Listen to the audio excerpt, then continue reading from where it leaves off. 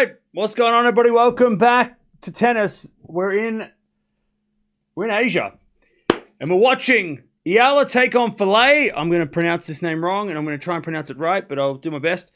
Eala's not playing. I get it, but I'm also a little surprised that she's playing another 125. She could have technically played the main draw of Beijing because Sabalenka withdrew, and a lot of people are asking why is Eala playing Beijing? Is she playing this tournament? Where is she going to be? I'm a little surprised she's not playing Beijing, but again, I think she's maybe got a set schedule and she's committing to the schedule that she made at the start of the year. She doesn't want to deviate from that just because of her ranking, so she's playing here, and she's taking on the three. I think it's 323 in the world.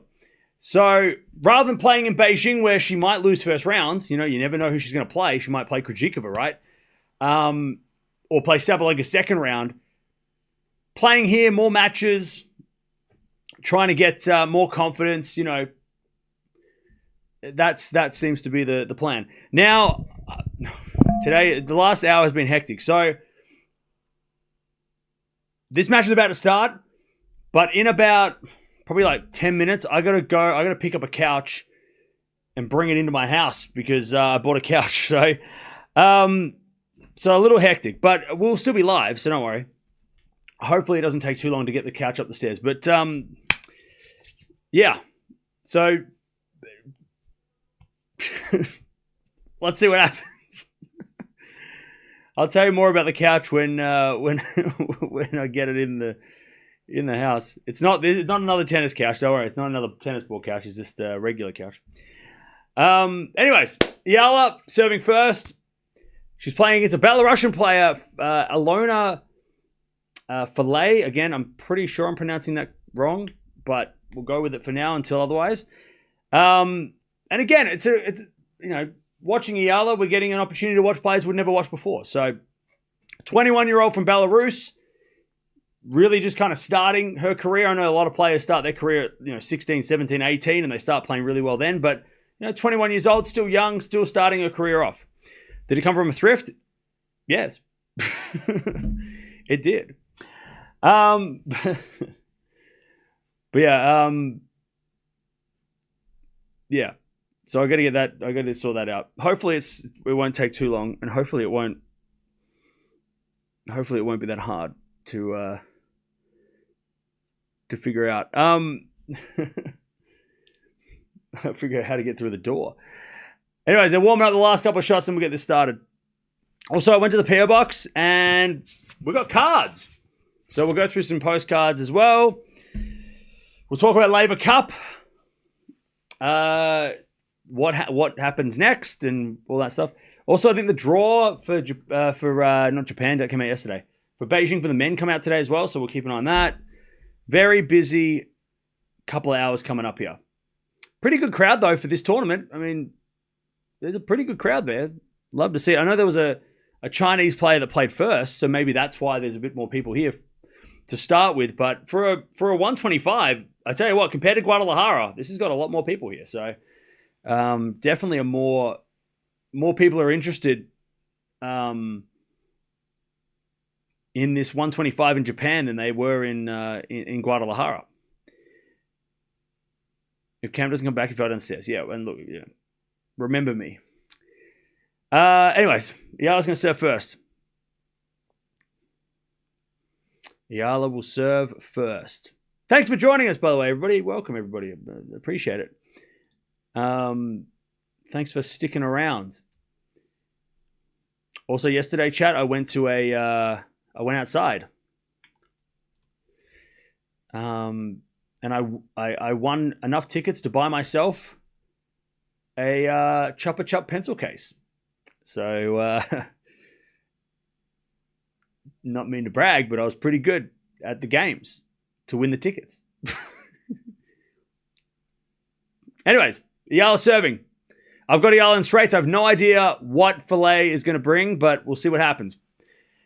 As Falei in the net, and that is 15 love. And again, if I'm pronouncing it wrong, try and help me. If you're going to be a troll and just be like, it's actually pronounced Felly. or you're going to make a joke out of it, I don't want to hear it, right? It didn't come with any candy, no, but it's a place where you can store candy, for sure. It's definitely a candy storage. You could use it for that. It's not Chick-fil-A, all right? I don't think it's Felly. Or maybe it is Felly. Maybe it's, I don't know. It's Belarusian, so I'm not sure. Double fault from Eala, 15-0.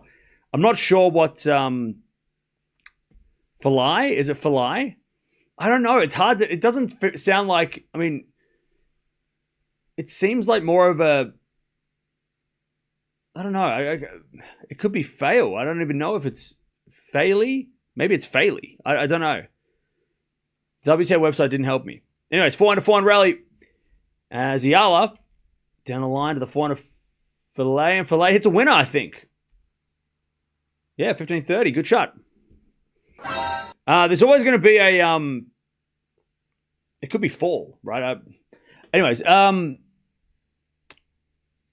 I said this in the preview, I think Eala's going to win, but that's because I don't know what her opponent's going to do. But Eala also probably doesn't know what her opponent's going to do because she's never played her. So, and there's not much footage going around of Aliona Falei, and it's very hard to find. You do so well pronouncing those names. I try my best. And if I get it wrong, I correct myself. 30-all. So Eala's going to have a little bit of trouble here early, I think. Trying to figure out what her opponent's going to do because there's this surprise element, right? She doesn't know what are the strengths of their... Well, she probably does know something, but she's probably still going to be like, okay, well, there's not much footage going around of this lady. How am I going to know exactly how she's going to play? So Eala's going to have to learn a little bit on the fly. All right, 40-30 Eala. First game. As she hits a forehand cross court into the backhand of Falei. Forehand now from Eala. There's Falei backhand to the backhand of Eala. Falei with a pass. Eala with a volley. Winner. I tell you what, Eala's volleys have gotten a lot better than from the start of the year. Or at least the start of when we were starting to watch her back in Miami. What the hell was that? All right. First game, 1-love. Any more fire alarm testing? No, they do that once every 6 months. Just every time I'm live. All right.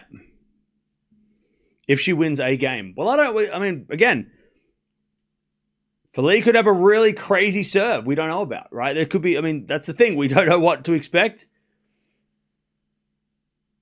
She could have a wicked backhand. That's what we're here to find out. They'll pronounce her name when she wins a game. Yeah, I'll try and listen out when that happens. All right. Never listen. Falei? Is it Falei? Falei? Yeah, we'll get it right. As the backhand goes into the backhand of Eala, off the tape from Eala. Falei goes into the backhand again of Eala, into the backhand of Falei, as with a backhand now from Eala, a forehand from Eala, to the backhand of Falei, as Eala forehand again, the forehand of Falei. Eala puts up a lob. Falei's on the baseline, so it didn't really work. Forehand rally again, as Eala forehand again, cross court, comes to the net with a volley. Winner again from Eala, love 15. It could be Farley. It could be Farley. You're right. It could be Farley. I'll have a listen. Love 15.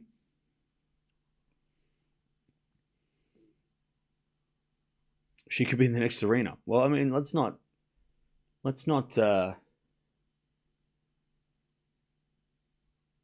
Who knows, right? You never know. We could be watching the next Sabalenka. For all we know. She's from Belarus.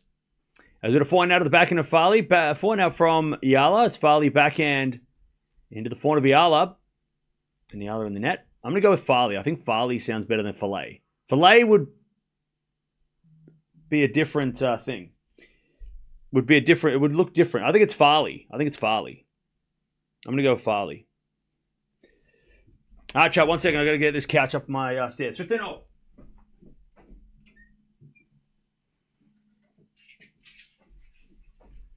Don't worry, Chad. I'll be back in 2. Well, if I don't come back, good luck.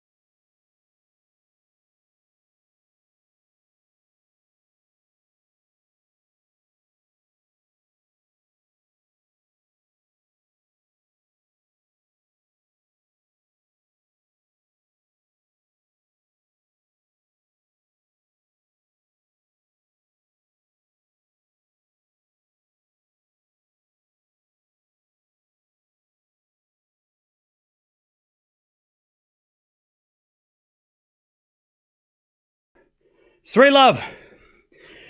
3-love. We're back. Whew. Chad, luckily I don't work out.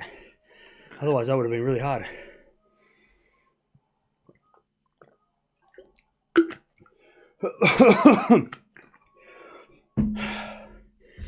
Whew.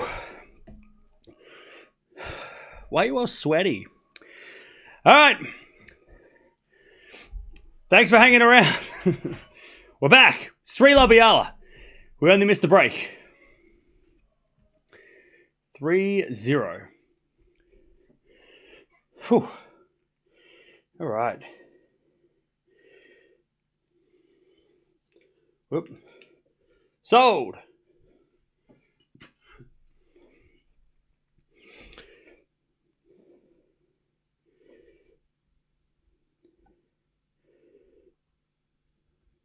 All right.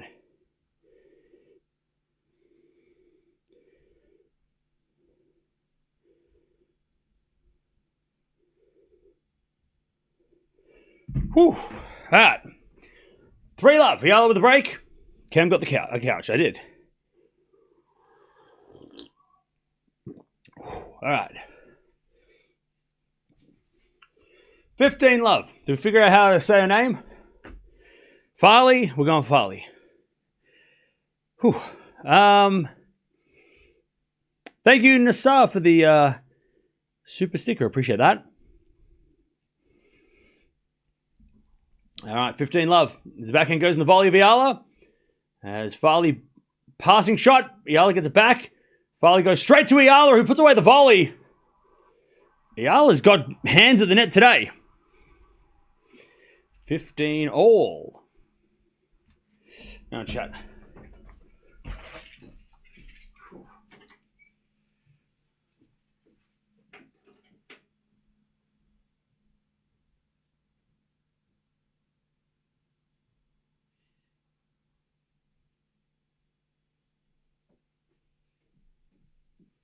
All right.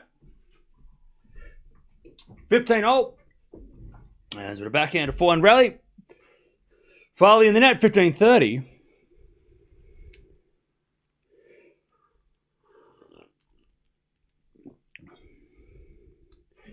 All right.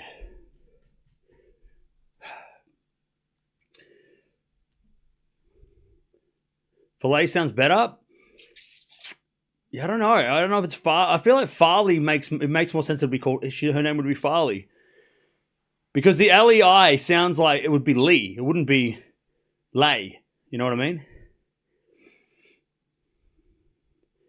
All right, 30 all. But I'll have a listen if she wins this game. We got a fault from Falei. Second serve.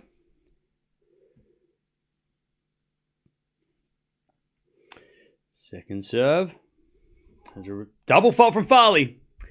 All right. And it's 30-40. Double break on the cards. All right.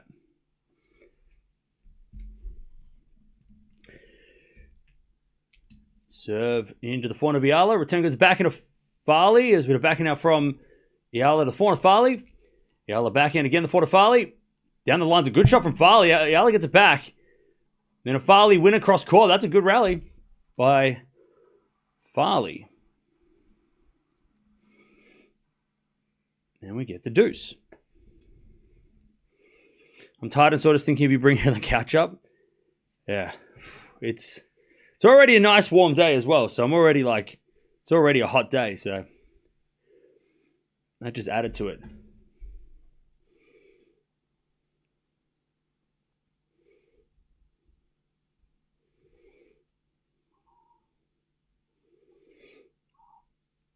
All right. As it's advantage Eala for that double break. For the double break. Pia. Go Alex. Thanks again, Cams, for covering Alex. No worries. Thank you for the donation. As we had a forehand now from Falei into the back of Eala. Falei forehand into the forehand of Eala. Falei with the forehand of the stretch. Eala with the drop shot in the net. And we get back to deuce. Back to deuce. Whew.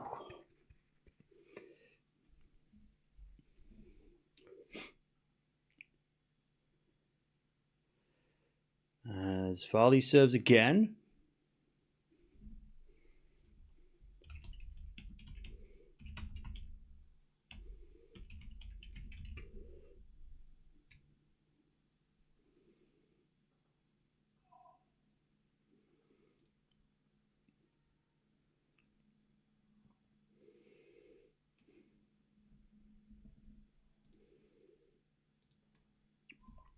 All right. As that goes in from Eala, great return. All right. Eala to get the double break.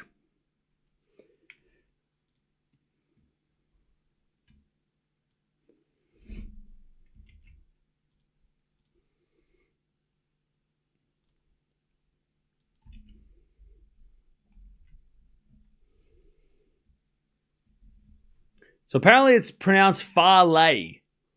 Falei. So it's kind of a combination of both things I was saying. We get an ace as deuce. So apparently it's Falei, according to the internet. So it's pronounced in Russian. It's pronounced F-A-H-L-A, like L-A-Y. So fa and then lay. Falei. As Falei puts in the net. So we're kind of in between. Not Falei, not Falei. The middle. Whatever I just said twice. Anyways, advantage Eala.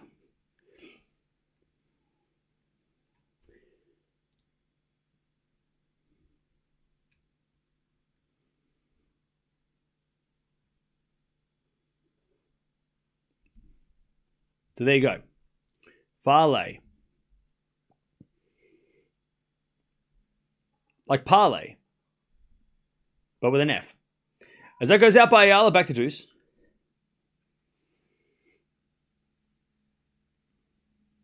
Falei. No R, just like a F-A, like fa. Fa. God, I'm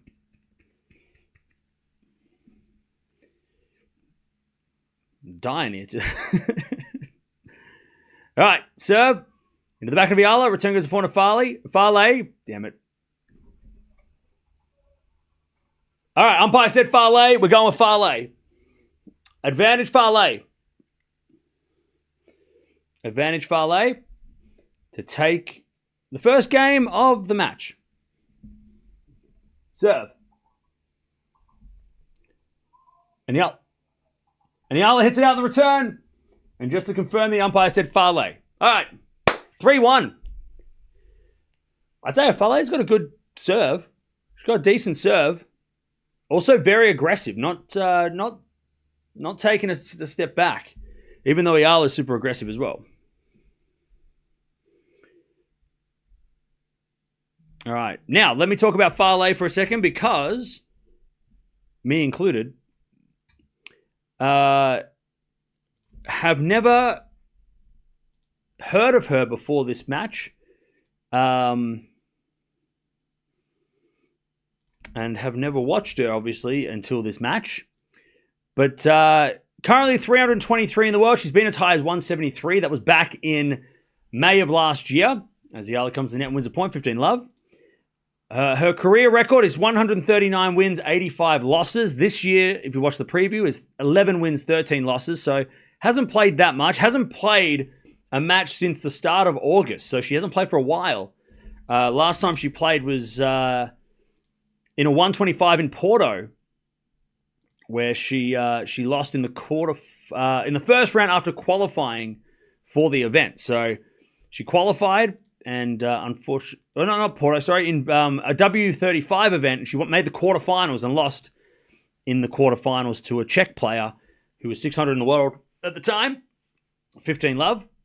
So she hasn't played for a while. I'm not sure why. Maybe injury, maybe rest, but she hasn't played since then. Her highest win, it was actually last year in Beijing, where she won first round of qualifying against Tatiana Maria, 85 in the world at the time. This is her fourth time playing someone in the top 100, and she's won 2 out of 3 matches against top 100 players. She's beaten Bay, who was 92 in the world at the time. That was last year. And then Minnan, she played last year as well, but she lost on the clay courts. Sorry, she beat Bay on a clay court. She lost to Minnan last year on a hard court. And then she beat Tatiana Maria, who's 85 in the world. So this is the highest ranked player she's ever played in Eala. But she has got 2 wins against top 100 players. So that's positive. And both of them were on hard courts. One of them was on hard courts. So that's a good little confidence boost. She has played some players that weren't top 100 at the time, but we all know, if you pay attention to the WTA, you'll know some of these names. Shrimkova, Pera. She lost to both of them. She's also played Lemens. She's played Seidel, who I think is also playing or played last week really well last week. Jana Fett, who's a young Croatian player that we've watched before. She's played Lemens a couple of times in the lower ranked events. Who else is someone that you may recognize the name for WTA? Zakharova, who I think was doing well last week, or maybe I'm getting confused with Rakiimova. So she has played against a couple of players that have gone on to be, top 100 players. So let's see. And she's only 21. As Eala hits a great pickup on the forehand, and it's 40-30. Not a bad drop shot by Falei, but Eala was too quick. All right, Eala to keep the break and go up 4-1.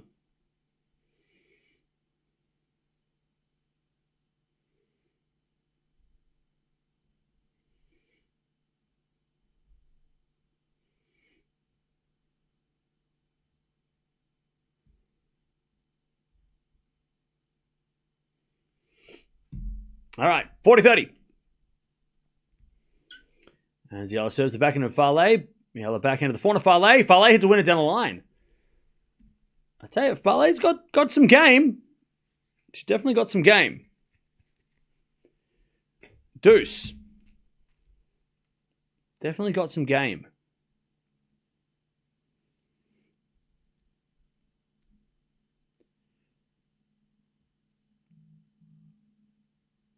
As we had a serve from Eala to the backhand of Falei. Forehand from Eala. Into the forehand of Falei. Down the line again. Eala's doing some running. Falei's being the aggressor, which Eala doesn't mind being the defender. We've seen that before. Backhand to backhand rally. As Eala on the stretch, Falei goes again to the backhand of Eala. And Eala hits a winner. So, Falei's got some game, but this is the kind of game that Eala likes to play against, right? She likes to be the counterpuncher. We've seen that, when we've talked about Eala before, and we've watched Eala before, we've seen her struggle against players that don't have big shots because, for some reason, she doesn't like generating her own power. She'd rather play someone who tries to hit ball through her, and she can defend well, and then she can, counterpunch, right?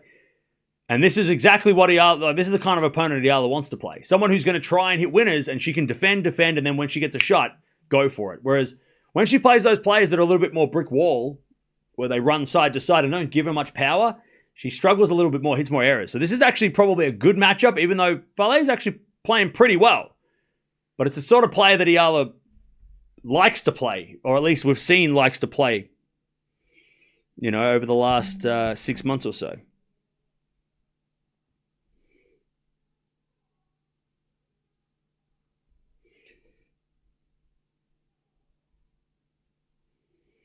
All right. Now, I bought a couch chat, and this is... Okay, so I went to the thrift. I'm still sweating. As some of you may know, I bought a chair, and it's called an egg chair. It's like a replica of what happened, a 1960s chair. It's basically this humongous ball with insides all padded, and it's just on a swivel. It's called an egg chair. You can Google it. But my one's more of like a bubble. I love it. I love this chair. And it's red inside. It's white exterior shell with a red interior. And then I went to the thrift the other week and I saw a red, like a velvet red chair. And it didn't have a price on it. I was like, oh, that's so cool. That couch will match my chair. I didn't buy it at the time. Then last week I went to the thrift, it was still there. And I checked the price, it was only $55. I was like, that's cheap. I'll take, and I'm like, who's buying a red couch? Everybody's buying like white leather or black leather or, gray chairs. I'm like, I'll take the red couch, please. So I bought it for $55. Steel. Pretty good condition. Just need to dust it off. The delivery guy was he came today to bring it into the house. But he got here and he didn't realize that there were stairs and it would have cost extra for the delivery, and I'm like, I'll figure it out. So he dropped it downstairs. But also, I didn't know that this sofa, is also a bed. It's a sofa bed.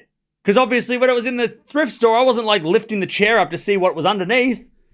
So it's a chair. I bought a bed for $55. It's a leather, a velvet, like a velvety red sofa bed.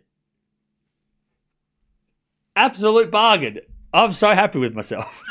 $55 for a fold-out sofa bed couch. I can't show you. It's too big. I can't bring it in here.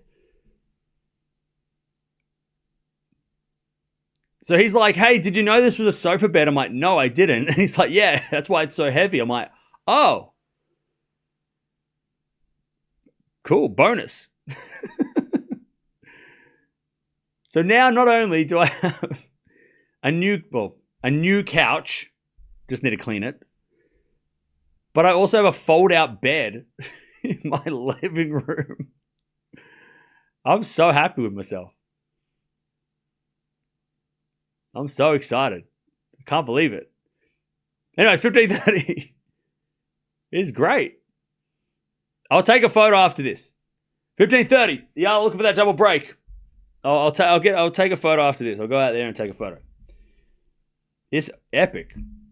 Anyways, 4-4 rally. Now back from Eala on the stretch. Falei forehand down the line. Eala puts up a lob. Again, Falei doing really well hitting the aggressive ground strokes, but Eala's doing great defensively. This is what she loves. As with a forehand from Eala cross court, Falei slice. Now Eala counter punches, goes down the line, up goes a lob by Falei. And Eala defends with a lob. Okay. Falei comes in with a forehand. Puts it away. That's a very nice shot. Great rally. Great rally. I need to replace my IKEA sofa bed. Well, I don't know if this sofa bed it might be garbage. It might not actually work. I haven't unfolded it and seen if it works. But even if it doesn't, it was $55 for a couch that matches my chair. It's not heart-shaped, no. But that would be cool. Anyway, 30-all.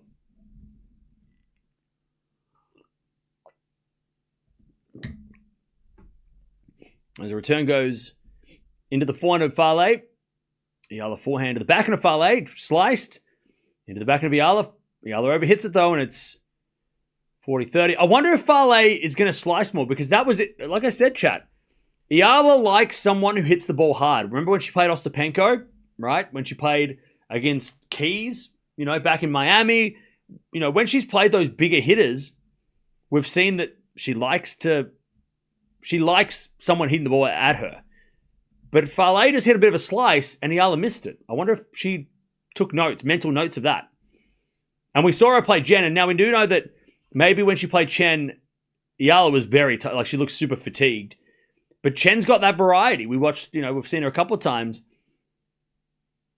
I wonder if Falei was taking notes, because if she can mix it up and maybe mix up the speeds, maybe it'll make it interesting, more interesting than just trying to hit it through Eala, because Eala's so good defensively. That's not the play. You gotta have the variety. You gotta mix it up. Good return now as Eala hits a slice into the backhand of Falei. Eala with a forehand down the line in the net. That would have been a great shot. Advantage Falei.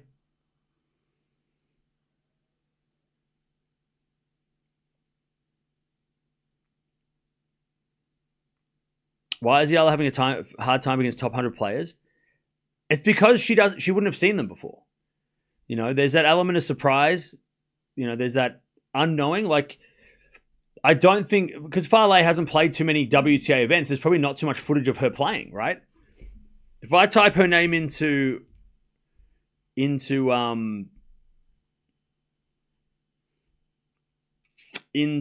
do you call it? YouTube, there is no footage of Aliona Falei. It's just a bunch of Eala. my videos pop up. A preview that I made and the stream that we're watching. There's no like footage of Aliona Falei. There is actually I lied. From 9 months ago there is. In an ITF final. 9 months ago. So there is, but again, very limited footage of her playing, right? Anyways, advantage Falei. Advantage Falei. To stay in touch. As a return goes in the net from Eala. Nope. Yes. Nope. Yes. Yes. Falei holds serve. And it is 4-2. Hey, Marianito, thank you for becoming a member. Appreciate that. Thank you. Thank you for becoming a member. If you haven't become a member yet, fair enough. 4-2. As a return goes in the forehand of Eala. Forehand now from Falei. As Eala forehand to the backhand of Falei. Again to the forehand of Eala. Falei cross court. Eala gets with the backhand. And Eala puts it away. 15 love. 15 love. 15 love. Have I seen the player list for Osaka yet? No, but I know Naomi's playing. I saw Naomi Osaka's going to play. I think it's pretty stacked, right? Like for a 250, it's pretty wild. Let me have a look. It doesn't have it.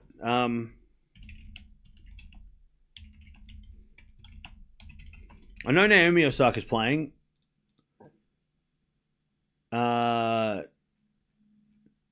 Yeah, so it's Osaka, Mertens, Fernandez, Jovic. I mean, it's okay. I thought it was more stacked. I thought they had more. I know Eala's playing. Zachary, that's all right. It's not. I don't know why. I thought there was more. I thought there was top 10 players playing. It's all right. We'll watch it because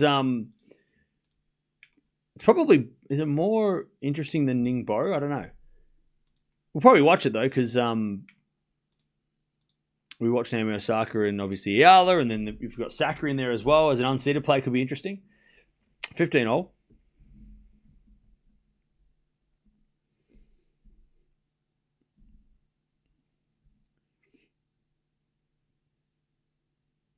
As we serve it to the forehand of Falei, but Falei hits it long. And it's 30-15.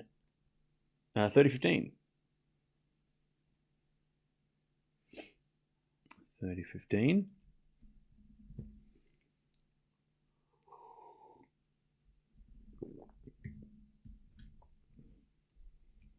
And we serve again from Eala. The backhand return goes back to Eala. Forehand now from Falei is a winner. Nice inside-out winner from the Belarusian.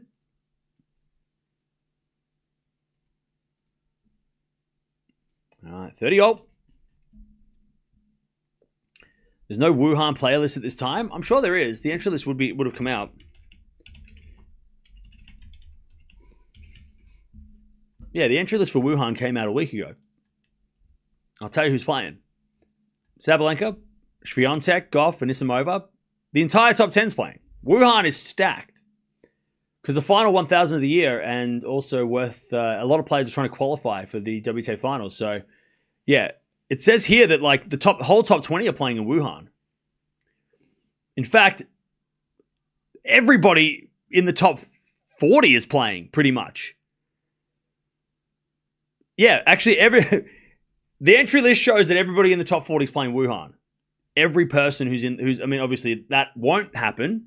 Somebody will pull out or somebody's injured. But yeah, Wuhan has got, like, that's a stacked event right there. The cutoff for the entry list is 43. That's crazy. For a tournament that I think is like 56 players, 43 is the cutoff. That's crazy. That's crazy. Anyways, 40-30. As with a slice from Falei. Eala back in the net. Hey, what'd I say? That's a second slice backhand that Eala's missed a shot off. Again, Falei better be taking notes. Slice backhands against Eala might be, well, 2 out of 2. I mean, try it again. But yeah, Wuhan is only a 1-week Masters, but geez, that is a 56 player draw, and it's got 43 of the top players in the world. I mean, that's ridiculous. As Eala hits a drop shot in the net, advantage Falei.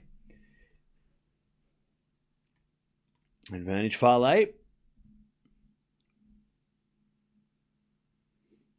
Yeah, Wuhan has less players than Beijing because Beijing's a 2-week Masters. That's what's stacked, yeah. All right, advantage Falei to get the break back. Only a 1-week Masters diabolical statement. No, it's true. I mean, there's hardly any of them anymore. So there's like everything's 2 weeks. I think there's like less than half of them are 2 week or 1 week now. As Falei backhand down the line wide, and it's back to deuce. Well, that's just the truth, you know. 1 week Masters are a dying, endangered species, right? They're not extinct, but they're definitely endangered. As Eala serves again.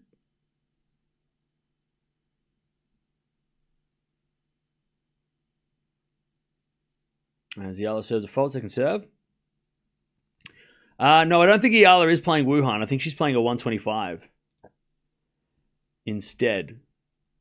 I don't think she's playing Wuhan. As we get a second serve from Eala. I think Eala plays this week, and then she doesn't play next week, and then she plays maybe the week after. No. After this, she has 2 weeks off, and then she plays Osaka, I guess. Yeah, she'll play in Osaka. So after this tournament, she's not going to be playing into Osaka. I don't think. Unless she plays the qualifying of Wuhan. But I don't think she's playing until Osaka after this. Eala with a good volley advantage. Because next week, unless she plays next week in... oh, no, she's not playing next week. Oh, maybe she is. Is she playing next week in Suzhou? Or Suzhou? I don't know how to... I'm trying. She might be unseeded next week in a tournament at 125. I don't know. But she's not playing... Then she'll be playing in Osaka because she's not going to go back to Spain and play on clay, so... Eala holds 5-2. Let me take a photo of this picture. Take a look at my swing.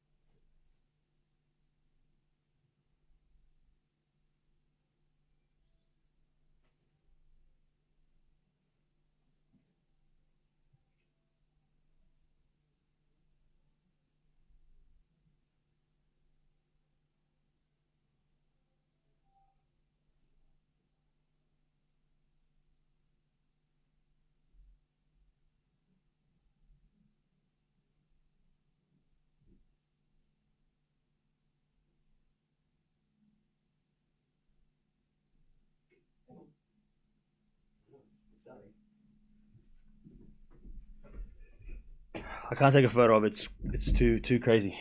It's too heavy. It's on its side, so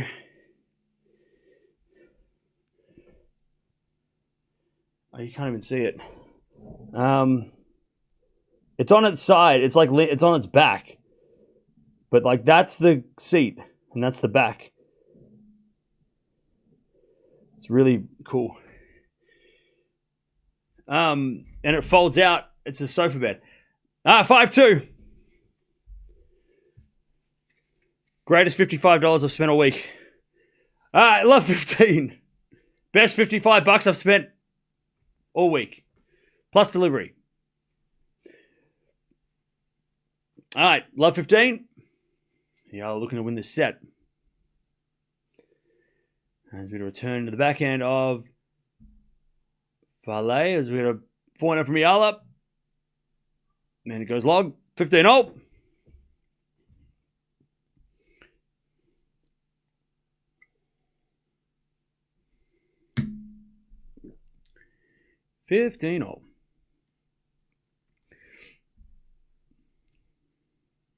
And I'm going to serve again. It's a fault, second serve.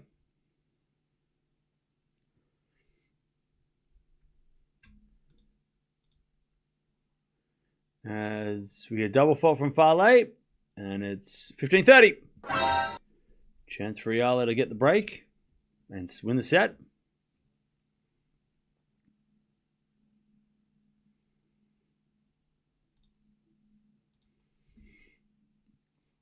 As the return goes out by Eala, 30-all. Just joining, this is a lower tier event. Yep. But you also said Eala's scared of the big names. Yeah, well, obviously you're not a fan, so please come back tomorrow. 40-30.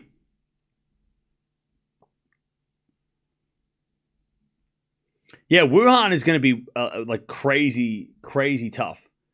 Like the first rounds of Wuhan are going to be nuts. Is that goes out by Falei and it's back to deuce.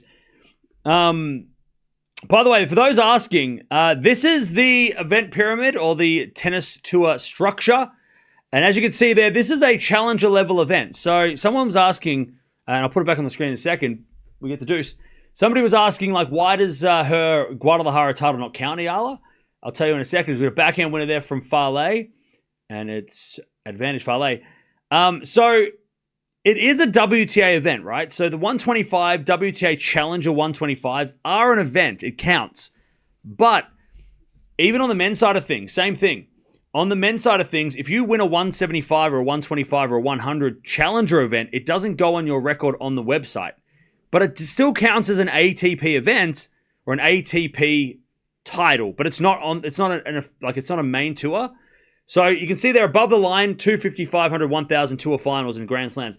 Those are the things that count towards your, like, I guess, top level tour. But the 125s on the WTA are the challenger level. So it's in like a bit of a weird gray area because there's ITF events which are lower events and lower, I shouldn't say lower events, but they're like lower tier events, like third tier.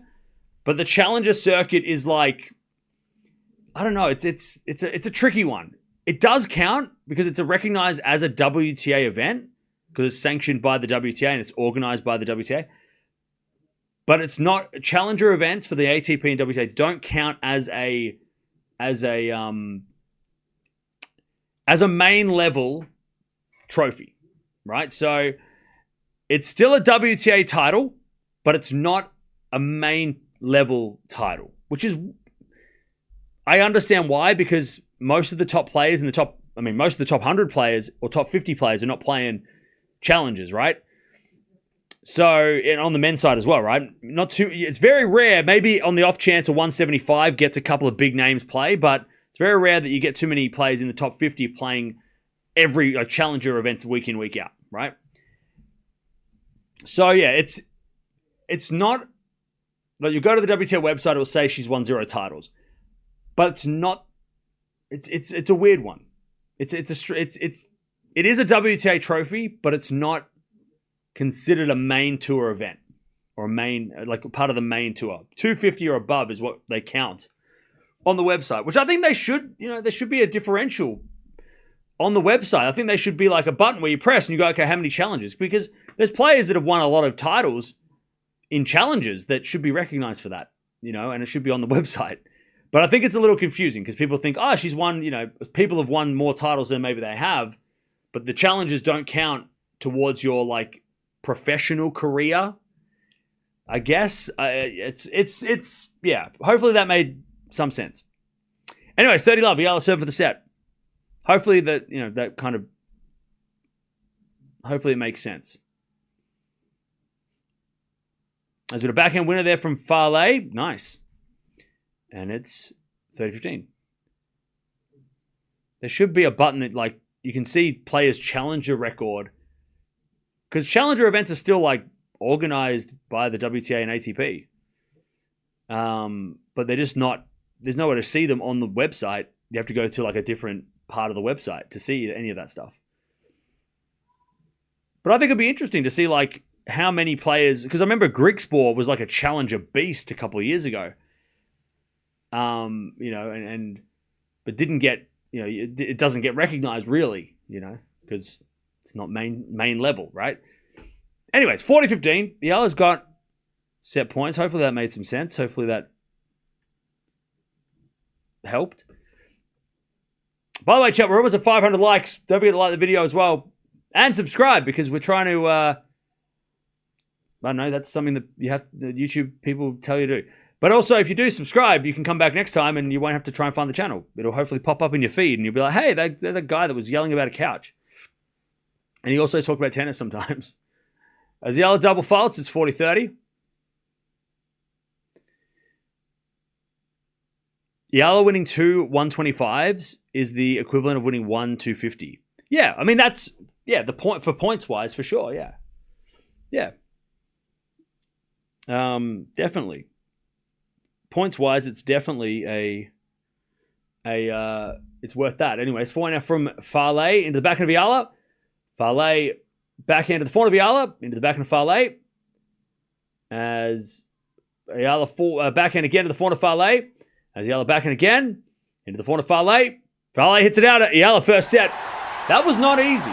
She started off really well, Eala. That's where she got the early break, but Falei was a lot more competitive in the second half of that set. So let's see what happens if Falei does push Eala more in the second. But good set, 6-3, Eala.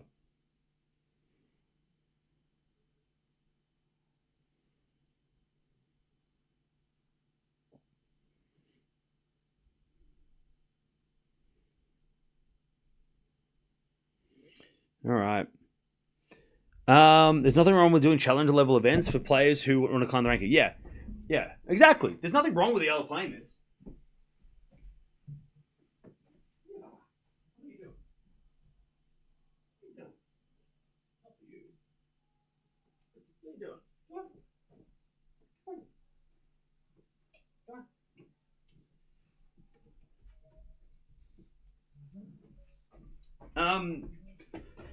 So yeah, some of you are probably asking like, why is Eala playing this and not Beijing? I think I had the same question.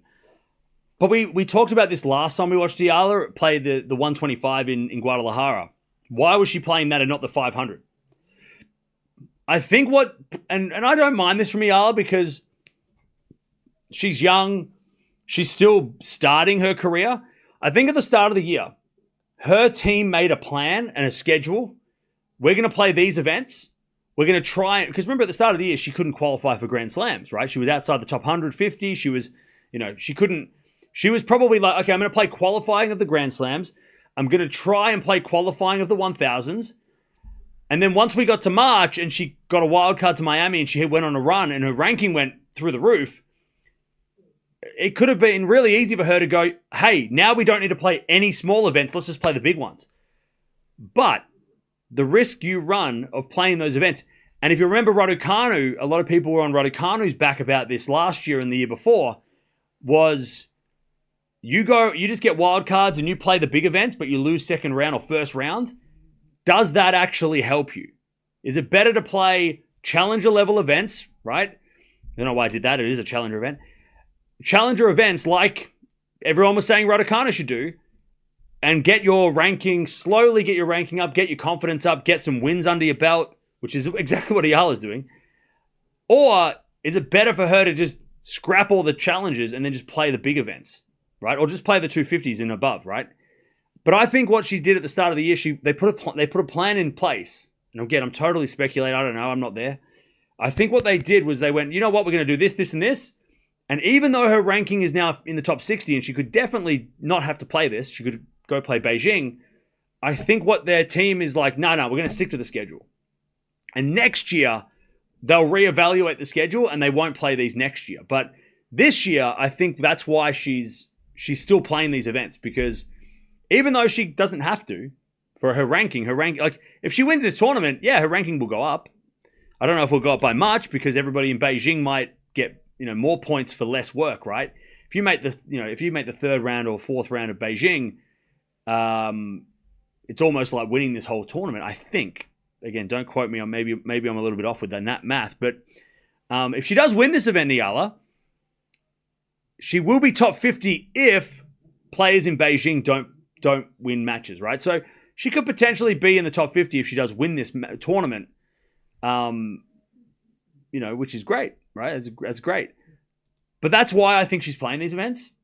That seems to me the logical reason. Because at first I was like, why is she playing this? This is weird. Like when she played that challenger event at the start of the clay court season after Miami, I was like, that's strange. Why would you do that? And then she played all those challenger events, back in on the grass, right? And I was like, what the hell's going on here? I think it's just because she has a plan. They have a plan. And they're sticking to the plan. They're like, we're going to go play these tournaments. And then at the end of the year, we can reassess. And then we can reevaluate it going into next year. Am I making any sense? Make sense? That's what I thought too, yeah. Because look, again, she could have easily just thrown out the plan and gone, no, we're not doing that. I'm playing big events. I'm not playing these small events anymore. But I think she knows, and she obviously trusts her team enough for them to know, like, no, we need to play small events. I don't care if you're the only top 100 player playing today or this week. You're still playing this event because it's a part of the plan. And instead of ditching this for Beijing, which would be a much bigger event, potentially she could lose in the second round. I mean, worst case, she ditches this event, right? She goes to Beijing, plays first round, wins that, but then loses to Sabalenka second round. I mean, what does that do for her ranking? Not much. What does that do for her confidence? Depending on how she loses to Sabalenka, not much, right? Whereas playing here and then going on and, I mean, if she doesn't win this tournament, that'll probably hurt a little bit, depending on the reason why she lost. If she lost because of fatigue, maybe not as hurtful. But if she does lose, because somebody, 300 in the world beats her, that's not great. But is that better to play this event and win than potentially play and lose in Beijing in the first couple of days? I mean, that's what you got to weigh up, right? Because there's no other events. It's either a 125 or a 1,000. You can't go play a 500 this week. There's nothing going on. There's no 250s. It's either play Beijing or play a 125. So there's no in the middle, right? Same with Grand Slams. It's the same thing, right? You play the Slam or you play a 125. You don't get to play a 500 this week. There's no options. It's either top level or challenger level, right? So I don't mind it. I don't mind that she's doing this. I understand why she would do this and why she wouldn't risk, at this stage in her career, risk playing in Beijing when she's committed to this event. Also, maybe there's some appearance fee money. Maybe she's committed to these events and they've paid her to be here and she's like, well, I'm going to go there because, they're expecting me, right? Anyway, so that makes the most sense in my mind. I know some people are going to be like, oh, well, she's just scared. She's scared of the big names. She probably didn't expect to be in the top 60 at this point. She probably thought, oh, if I'm in the top 100 by the end of 2025, I'm doing well. She probably didn't expect to do well in Miami and have a ranking near the top 50, right? When she planned to play this, right?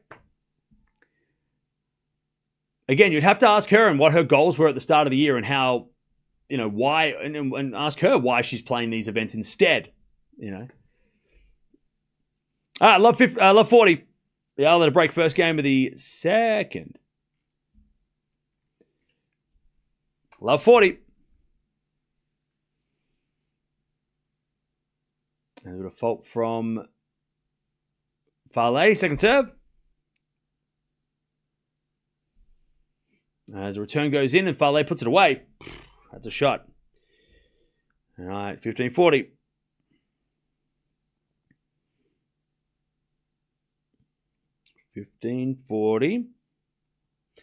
Now, I don't know if Eala's playing tomorrow if she wins because she might play tomorrow or she might get a day off because second round is on Thursday. Wednesday, Thursday, second round. So I'm not sure. As Eala hits a return winner, there's the break. 1-love. But yeah. That is, hopefully that, again, I might be missing something, but hopefully that explains maybe a little bit why she's here and not elsewhere. Hey, Betsy. For Eala winning first set and come watching her, thank you. No worries. Thank you for the donation. All right, Eala up a set and a break. It actually worked out to be a perfect timing because there's nothing else on today. It's the only thing on today is this tournament. At least, that's not true. There are other tournaments going on the ATP this week, but this is the only... I wasn't going to watch anything, and then at 3 in the afternoon, this comes on. It's like, okay, that makes sense. A 125 and a 250 are not the same. They're basically the same. It's the same when Alcaraz and Sinner played the final of Umag. Yeah, but they played the final of Umag in 2022 when they both were not. Didn't they play Umag when both of them were outside the top 10? I'm pretty sure. I don't think Sinner and Alcaraz were the same guys in Umag as the Grand Slam finals. I'm pretty sure Umag was. Let me check. It's not the. I don't know what. Basically the same. 250s are definitely worth twice as much. Yeah, Umag. Oh, it was actually no. Okay, 10 versus 5. Pretty stacked event. Umag 2022. Actually crazy stacked. To have Sinner and Alcaraz 5 and 10 in the world at the time playing that event, that's pretty wild. And that's a post Wimbledon clay final. What the hell is even that? Nobody plays clay after Wimbledon. It's a total one-off. Anyways, that was before Alcaraz won the US Open as well. That's crazy. 15-love. As Falei comes in and hits a forehand winner, it's 15-all. Eala will possibly play the Olympics in 2028. Yeah, she definitely will. She will if she's in the... But you know what? Yeah, down you get. Down. She might... Remember how there's the Asia Games? She might play that and win to qualify for the Olympics because the winner of the... I think it's the winner of the Asia Games gets qualifying for the Olympics, right? So, yeah. So that's something to consider. But if she's in the top 50, she'll definitely play the Olympics. 1,000,000%. She'll play the Olympics. Oh, no. Sorry, it's not the Asia Game winner. It's or maybe it is. But there's also a wild card that they can give to someone. She'll probably get that if she's not in the top 50 at that point. But that's 3 years away, so plenty of time. She'll play the Olympics if she qualifies. 100%. 30-15. I'd be shocked if she didn't play the Olympics for Philippines. It's a huge moment in her in Philippines sport. As Eala hits it long, 30-all. Yeah, okay, so Asia Game winner is one of the automatic qualifiers. Yeah, so she'll play that, which is in... I guess, is that in next year, the Asia Games? Yeah, next year, and it's in...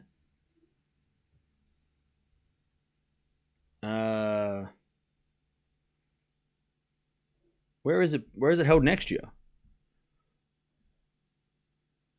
Yeah, it's held next year. This time, actually, literally this time next year. End of September next year. All right, 30-all.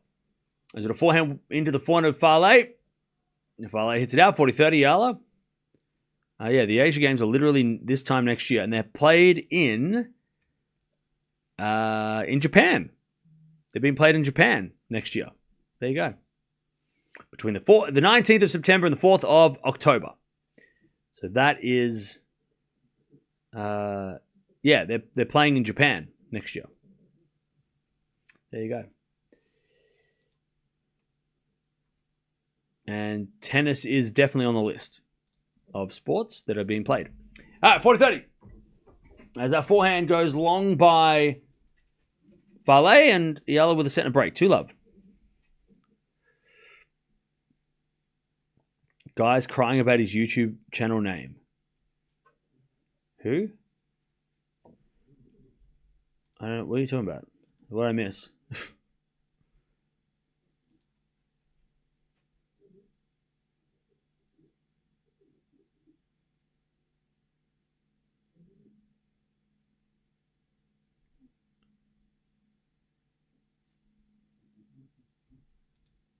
I have no idea. Chad, do we know what this guy's doing? All right, 2-love. I'm confused. Did I miss something? There's still Osaka to play if she plays. I mean, yeah, I think Eala's going to play Osaka in a couple of.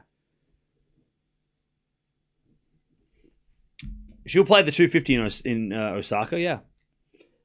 All right, Eala 2-love in the second. There's been a double fault from Falei, and it's 15. Love 15.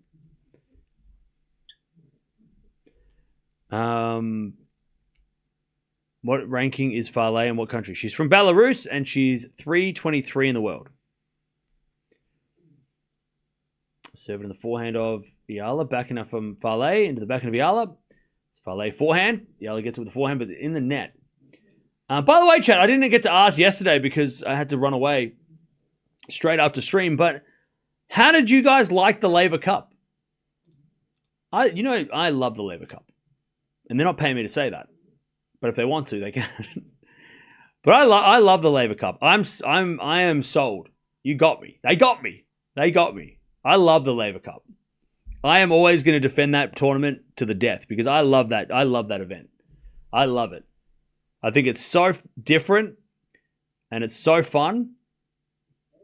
I love it. Since 2019, we started watching it in 2019. I love it. I've been almost since the start of this channel. I've been a fan of watching that tournament. I love it. We watch it every year. 40-15. I love it. I am sold. I've been sold. How'd you like it though? What did you like it? Did you not like it? Did you watch it? I feel like it was pretty. People watched it. Anyway, it's a good win there from Falei, and it's 2-1. Is the Agassi speech from the Laver Cup? Yes. Andre Agassi was. I mean, if he could win the MVP, he should because he was the. I don't think the Laver Cup needed a shake-up. I don't think it was stale last year because I think Alcaraz coming in and doing his thing was pretty awesome. But Andre coming in was something that was one of those things that I didn't know the Laver Cup needed, right? Mac was good, Borg was good. They're legends. It didn't feel like the Laver Cup needed a coaching shake-up. It didn't feel stale. But then he comes in and does that and you're like he was all in. I loved it. I hope he comes back next year. I hope it's not just a one and done. He was so good. For the Laver Cup, he was so good. Fritz and Demonor carrying Mickelson in the doubles, he played every doubles and yeah, he only won the one doubles, but he was so impressive. If they could have just given him maybe a couple of Opelka was unfortunately not great in the second in the doubles that he played, but Fritz tough in the first day, Demonor with Mickelson was great. Mickelson was very good. He was very good as well. I saw Opelka put out a post, and it's so true. It's so funny. He goes, when you do nothing in the group and still get an A, in the group assignment and still get an A, and I'm like, that's so funny. I'm like, Opelka was a great cheerleader on the bench. I love that from him.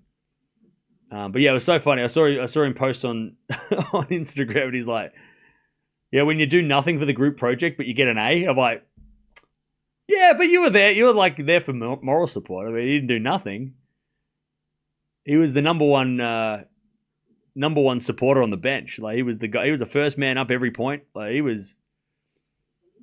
brought the energy on the bench. even though he didn't get the results, I still think he wasn't. Still think he did his job. He did our job, you know. You know, he helped. He did help. Is it a 4 now from Eala? Passing shots out by Falei, and it's 15-0. Love to see Agassi versus Djokovic as captains and coaches. Okay. Mickelson was awesome. Mickelson's doubles and his hands. I mean, if he didn't have to play Alcaraz twice in doubles, he probably would have won 2 out of 3 at least. If Alcaraz didn't play the doubles as well. Alcaraz's doubles play, by the way, ridiculous. I don't know, like, we know how good Alcaraz is, and we've been watching him for so long that, you know, we all know how good he is, but that Wimbledon loss to Sinner has turned Alcaraz into, like, this other guy. Like, he is way better than he was pre-Wimbledon this year. And he was really good before Wimbledon this year. Like, he was still an absolute beast. But it just feels like he lost that match and he's just gone, all right, I'm going to take it 1 notch up. I'm going to get better. Like, what? Like, I know he lost to Fritz, right? You can make a whole bunch of reasons why that happened, but him in the doubles and when he needs to play well, shit, he's good.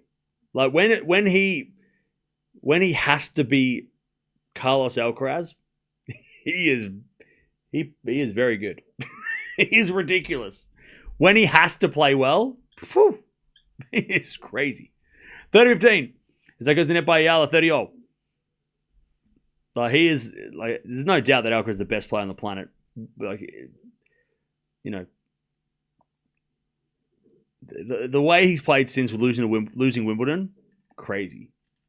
Like, his level has gone off, like, to a whole different thing.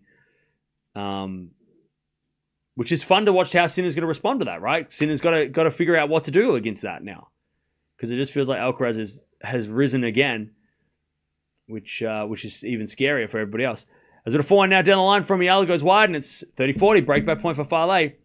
But that Fritz loss that he took, I don't think we should be critiquing Alcaraz's game in that match. That was all Fritz. That was all Fritz.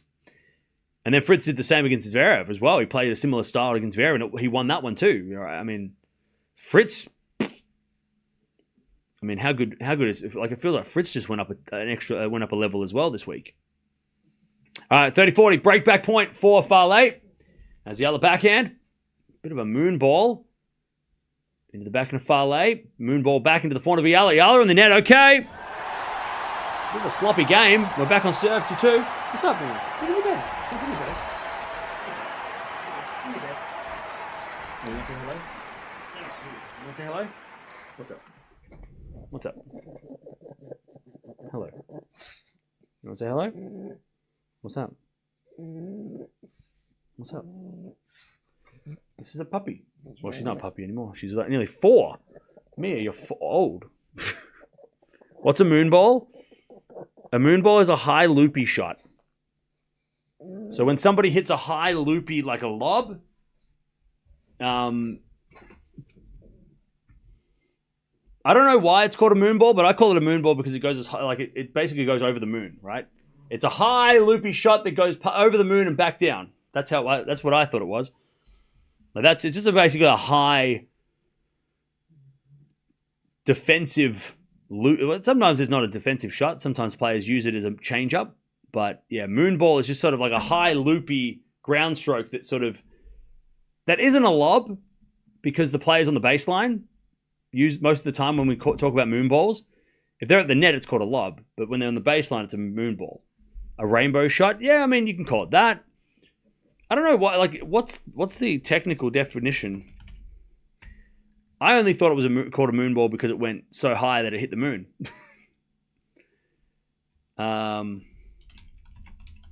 Where's the origin of moon ball come from?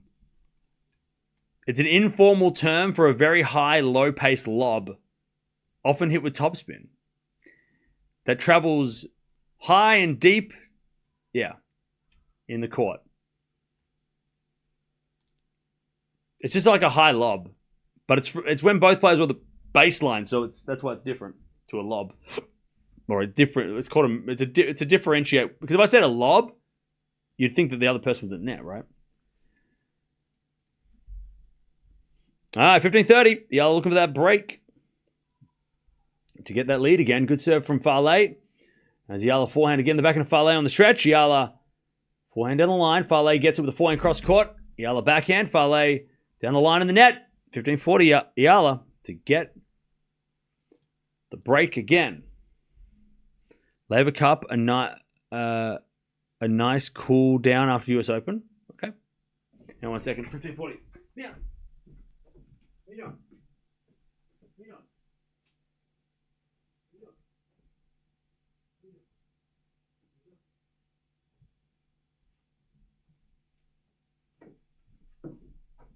Ah, 15:40.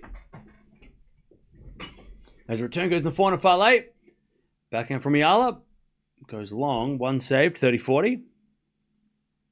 Moonballs are annoying. They're definitely annoying to play, but that's part of the reason why the moonball is effective, right? It's a very awkward shot. It's a very tough shot to play against sometimes, for some people. Some players, that's why it's used, right? That's why players play it. Backhand down the line of the backhand of Falei. Eala backhand to the forehand of Falei. Into the backhand of Eala. Falei with a forehand behind Eala. Great shot. And we're back to deuce. Nice hitting from Falei.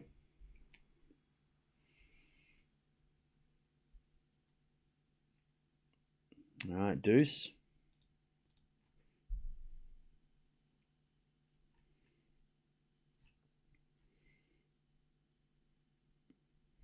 Serve again.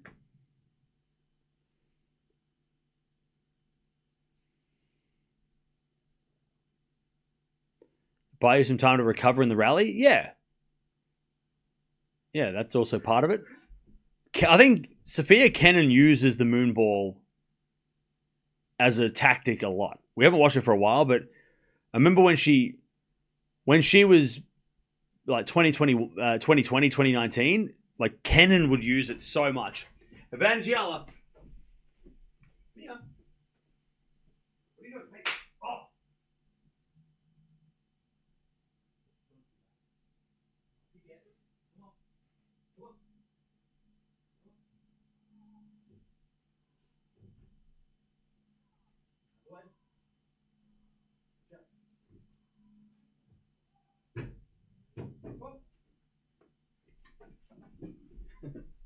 All right, Eala breaks. Eala breaks. Falei makes the error. Mia thinks that the new catch is hers. Jumping all over it. Luckily, I haven't cleaned it. No. Mia was just sitting on the couch like, this is a nice seat. No. Mia, it's not for you. I'm gonna have to buy another gate. All right. Something wrong with the Eala's leg or lower back? Not sure. Haven't seen anything. What have you seen? It looks like she's struggling. She looks fine, but I think she's okay. What have you seen? Scoreboard is still sleepy. Hey, look, everyone's sleepy. It's the end of the year. Eala requested medical timeout. Oh, yeah, the trainer's out. Okay. Interesting. All right, trainer out on court for Eala. We'll keep an eye on what is going on.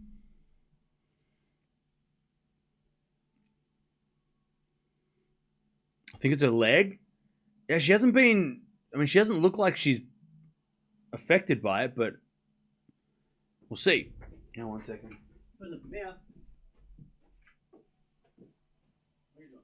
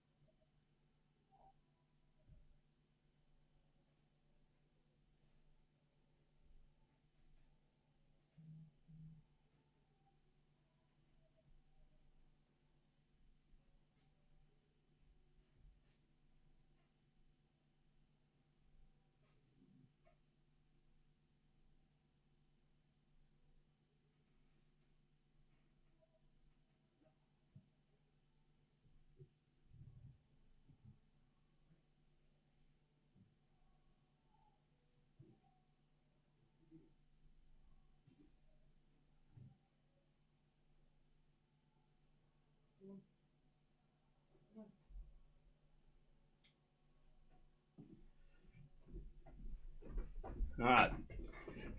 So I think it's medical timeout for Eala.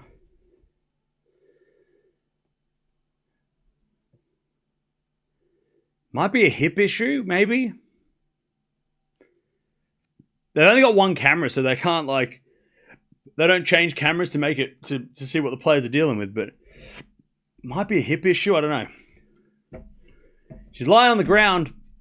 And they kind of... It looks like they're doing some assessment on the upper leg. So it could be thigh, could be hip. We'll see what's up.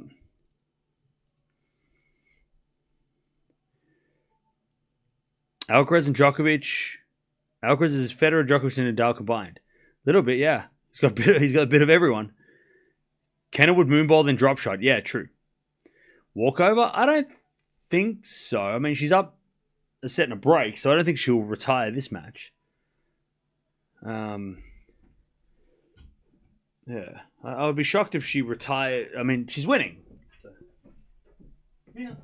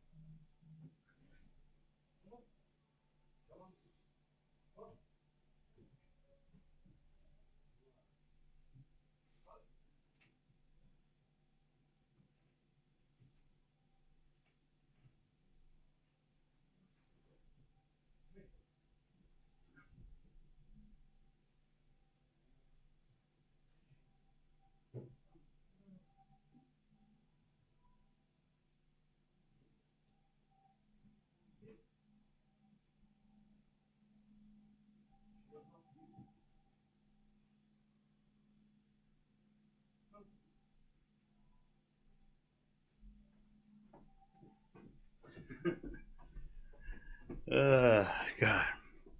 All right.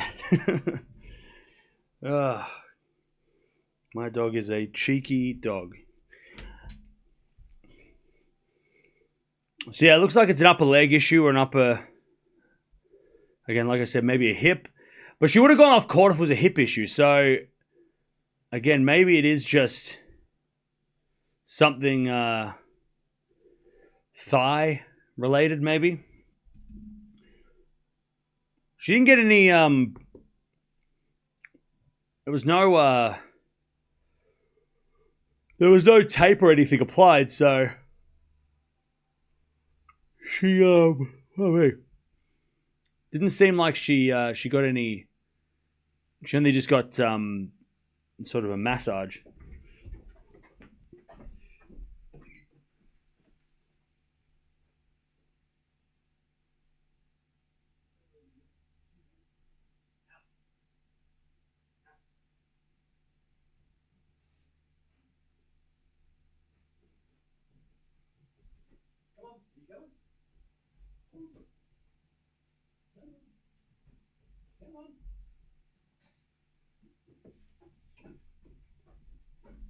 All right, 15 love. Let's see how she moves. Yeah, left issue. How many yawns today, Cam? What do you do in your spare time? Do you have a life? Are you counting yawns? That's crazy. You're counting how many... You're like, oh, I'm going to watch this guy yawn for 2 hours. Why would you... I don't know. I've been counting. 3? 15 love.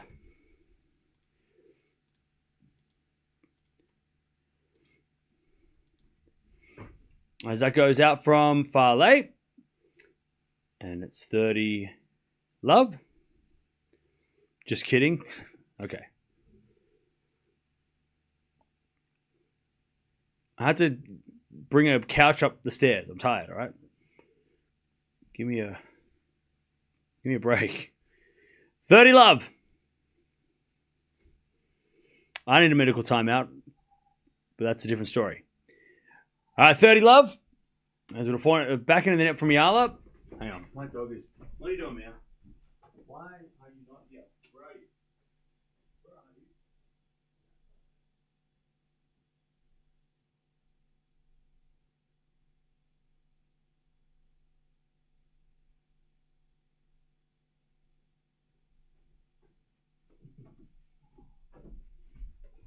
30-15.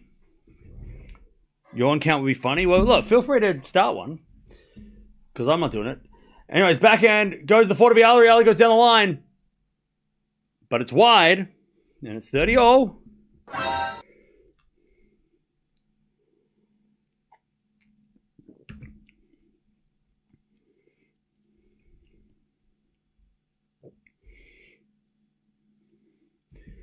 All right, 30-all. Is it a thrift couch you're setting up in your reading nook? No, that's what I bought my egg chair for. I just saw this chair and it matched my new chair. I saw the couch and it matched my chair, so I'm like, oh, I'm going to get that, without even knowing that it was a folding bed. So now I have a folding couch, a sofa bed. Anyways, the Eala hits out 30-40. That's what I'm doing after the stream. I'm going to be figuring out where the hell is going to go, you know. All right, see you later, Dutchie. Thanks for the updates. I've got to figure out where the couch is going to go. I have an idea, but I'm just going to have to reposition my entire life. 30-40. As Falei returns into the backhand of Eala, backhand of Falei. As Eala backhand of the forehand of Falei. Eala backhand down the line. Falei hit it long. And we get the deuce.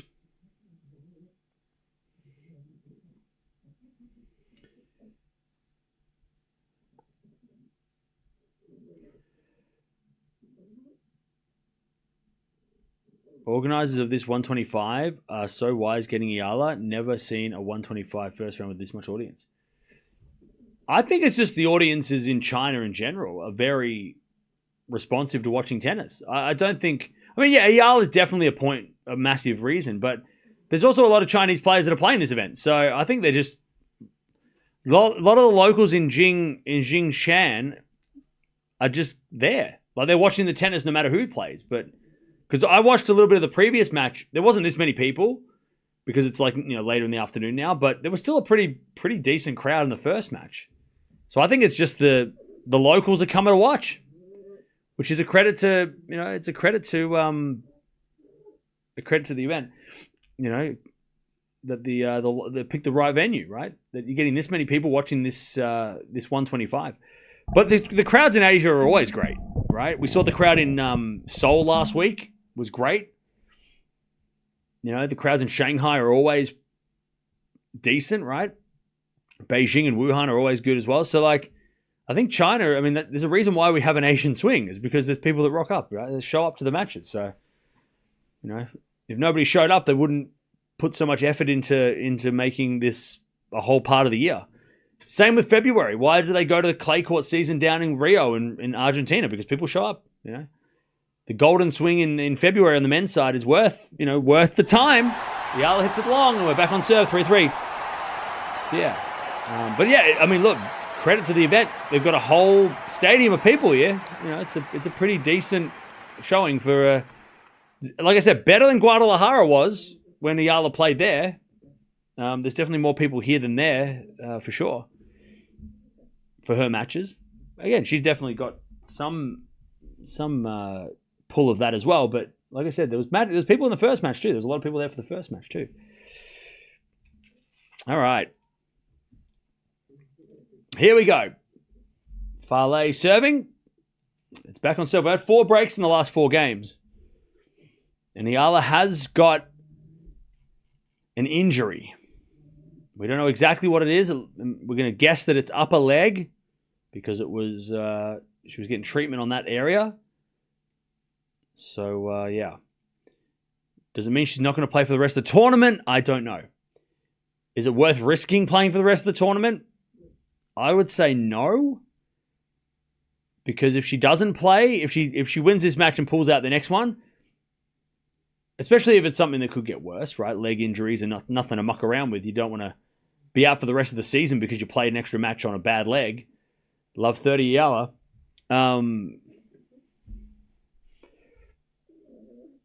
You know, so yeah. All right, love 30. Falei serving. And Eala's played a lot of tennis this year. She's played a lot of tennis. A lot of tennis, especially over the grass season. She played like pretty much every week. Love 40 as Falei hits it long.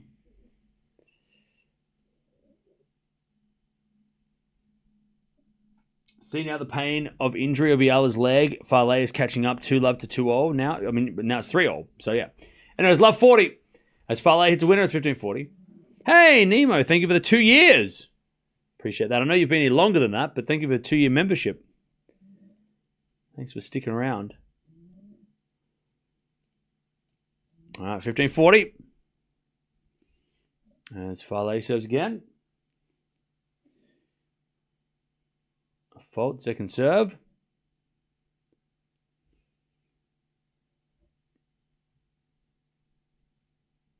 Serve to the backhand of Eala. Forehand from Falei. Eala backhand into the backhand of Falei as Eala forehand again. The backhand of Falei. Into the backhand of Eala on the stretch. Falei winner down the line, 30-40. Eala's definitely not running for everything as much as she was in the first set. Maybe because of she's a little worried about what's going on, but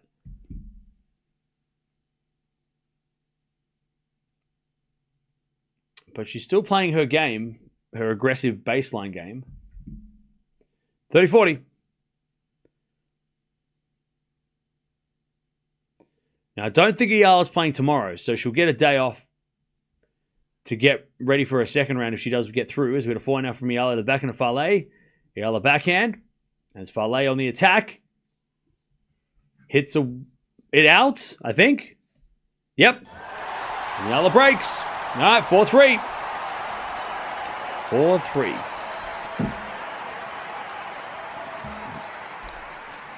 All right. 4-3. Eala. Now, the winner of this match hasn't got an opponent yet because Yamaguchi and Wong haven't played yet. So they're going to play later today. Winner of that match will take on the winner of this. Again, I think I'm going to guesstimate the bottom half of the draw play tomorrow and the top half of the draw play on Thursday, which means Eala won't play until Thursday because a lot of the players that are playing today are from the top half of the draw. So my guess would be the bottom half of the draw tomorrow, which means Eala gets a day off if she wins, and then she'll come back on Thursday, health depending, to play her next match. But we'll see. We don't even know who she's going to play yet. So, again, that would tell me that they're probably not going to put her on tomorrow.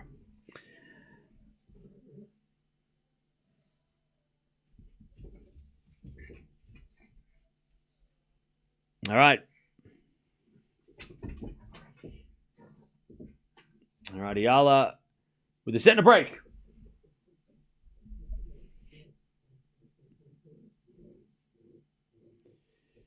Set and a break.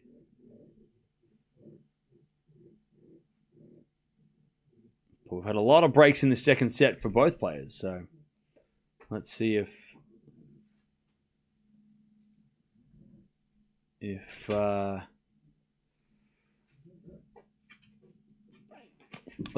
can hold here.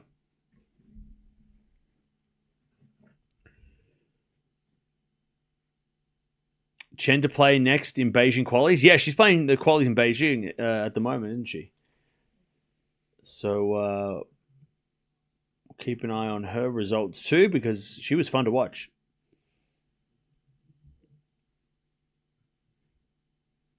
And hopefully we get to watch her next week if she does qualify.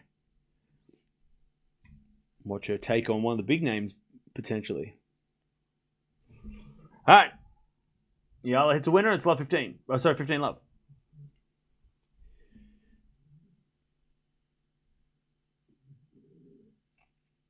$15 love.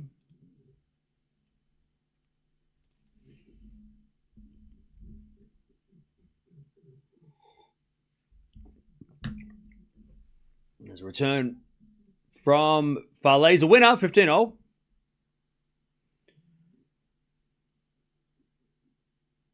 $15-all.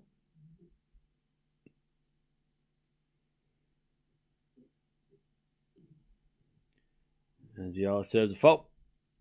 Second serve.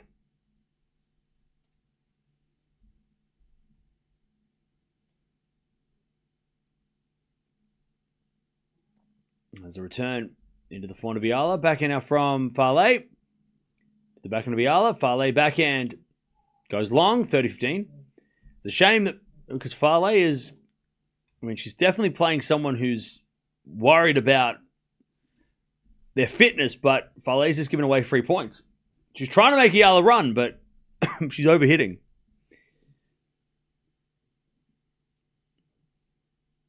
All right, 30-15. As Eala serves again. A fault, second serve.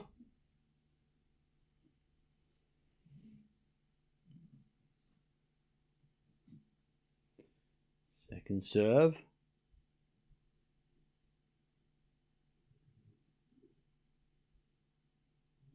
As the return goes into the forehand of Eala. Falei forehand to the forehand of Eala. Again, the forehand of Falei. As Eala to the backhand of Falei. Into the backhand of Eala. And Eala hits it wide. 30-all. How's she winning with an injury?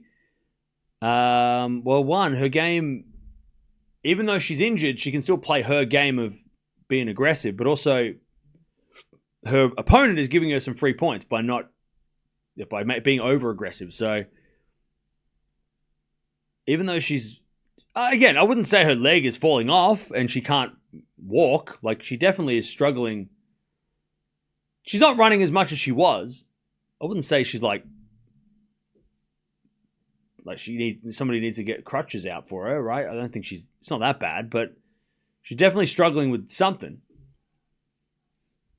But her opponent is not really, her opponent's just hitting the ball to her.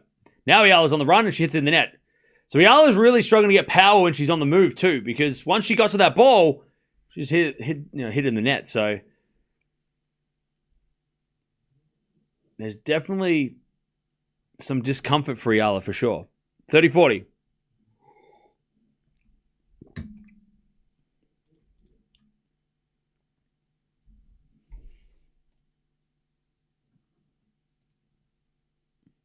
All right, Eala serves again.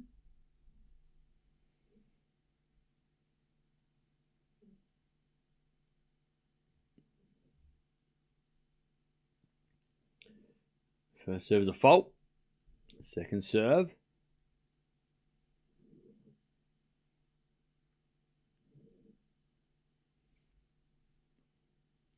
Second serve at the backhand of Falei. Eala forehand of the stretch. Falei goes down the middle with a forehand. Eala's there. There's Falei forehand to the backhand of Eala. Again to the backhand of Falei. Eala backhand into the forehand of Falei. Into the forehand of Eala. Falei backhand. Into the forehand of Eala. That's a great shot down the line. Falei slices it back. But it goes long. We get the deuce.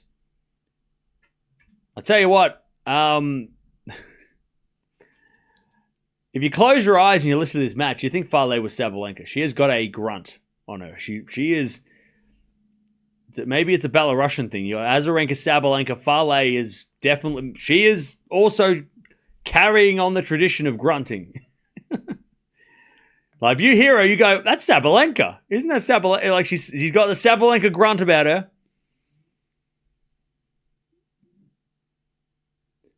As the backhand return goes to the forehand of Eala. Into the forehand of Falei. Eala with the forehand into the backhand of Falei. Into the forehand of Eala.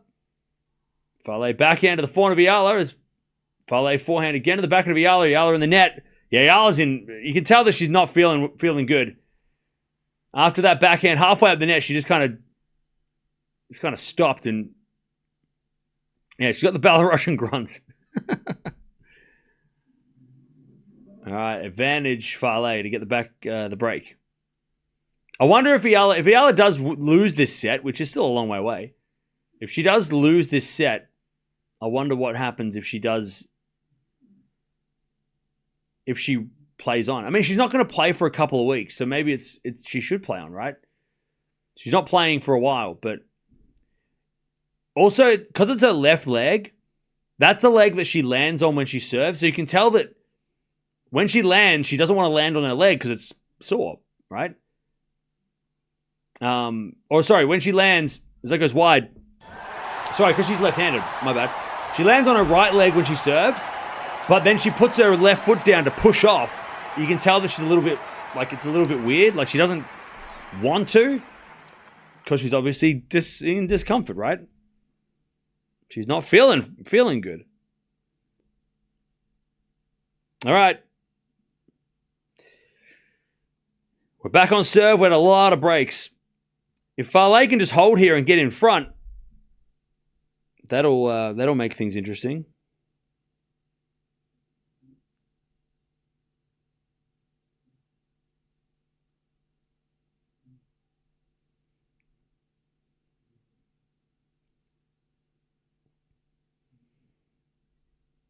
All right. As Eala hits a great return.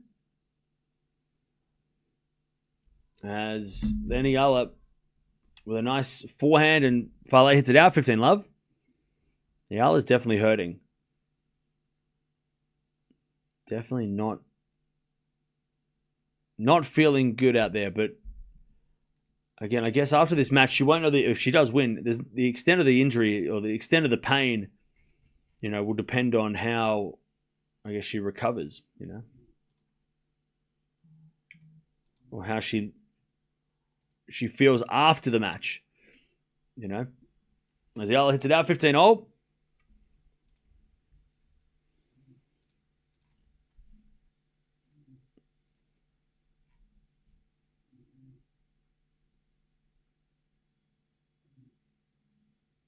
And they're going to serve again. Into the front of Eala. Return goes short. Falei goes straight to Eala, who puts up a lob. And then Falei with a volley in the net. Man, Falei just needed to go cross-court. And everything would have been fine. 15-30. But instead, she had to hit a very awkward, that was a great lob by Eala, very awkward high backhand volley. All right, 15-30. Eala trying to break. Again, as the return goes in, great return from Eala. She comes to the net now. Eala puts the forehand down. Up goes a lob by Falei. And then Eala, she missed the smash. Just 30-all.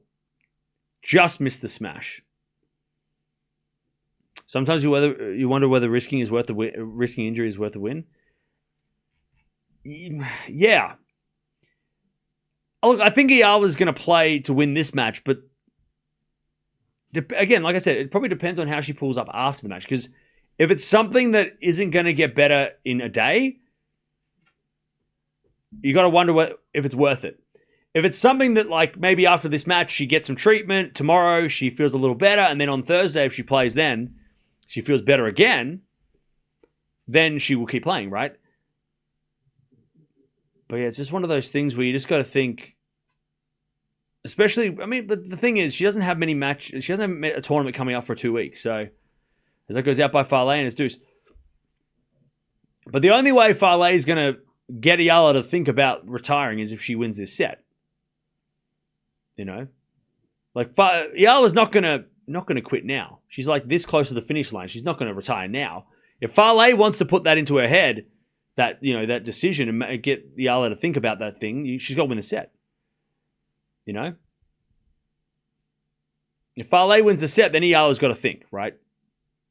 Is it worth playing on? Am I real? Like, how bad is it? Is it getting worse? Is it better?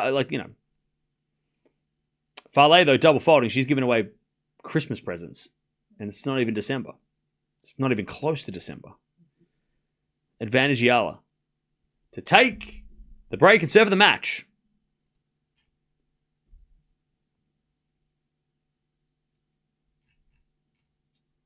As the return from Eala down the line's a winner.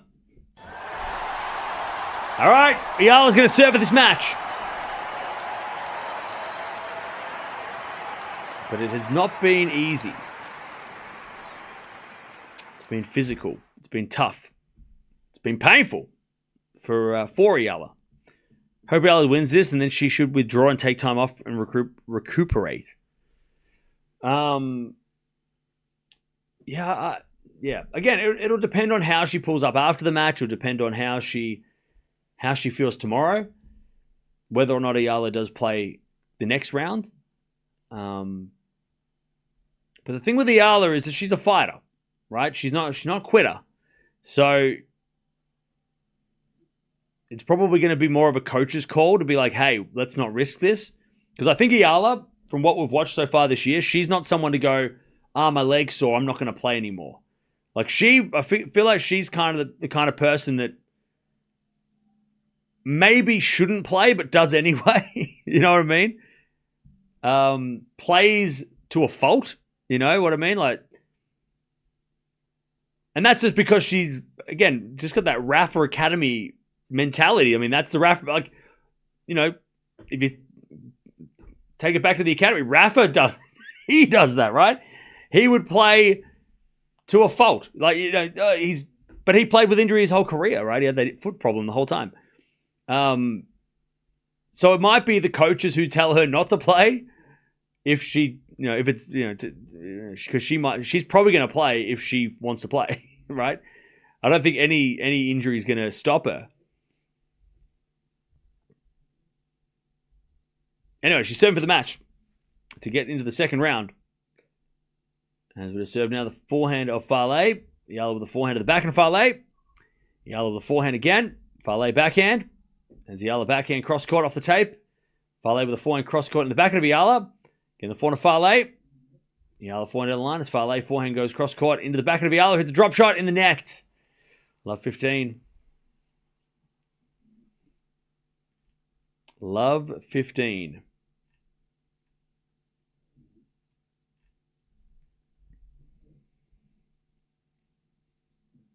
Love 15.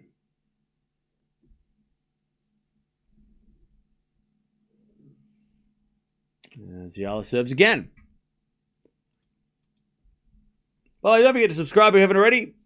We're almost at 270k, which is a ridiculous number. 250 was the goal for the end of the year, and we're almost at 270. So I don't know how that happened. As Eala hits it out, love 30.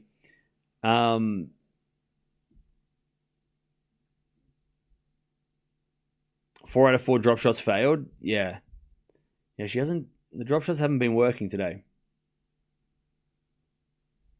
Beijing draw for the men's coming out soon. Cool. Good timing. I'll make a video after this.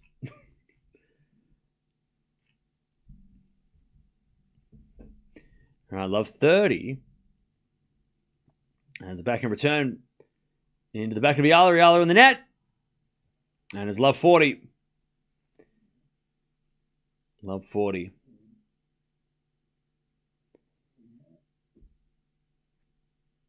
They're both struggling at service. If player serves, they should continue to practice. Okay. I mean, I think we can understand why Eala's not serving well. Falei is, like, she just needs a whole serve and she might be able to win this set. As we're falling down to the backhand of Eala. Falei backhand cross court. Eala runs for it, but it's in the net. That was a painful stretch out wide for Eala. That was, like, you could tell when she started to run, she was like, I can get this. And then she just kind of pulled up real quick. That was awkward. 5-5. I mean, if Falei holds, she's been breaking Eala almost every game for the last, 3 or 4 games. But Falei just can't hold. Can't get the lead. 7 to the back of Eala. Good return to the front of Falei. Falei hits it wide. Love 15. Love 15. Could be a groin issue for Eala. Maybe, yeah. Definitely could be a groin issue. I mean, it's anything hip, groin, thigh. As Eala hits it wide. I think. No. It was corrected by the umpire. They're going to replay the point. Love 15.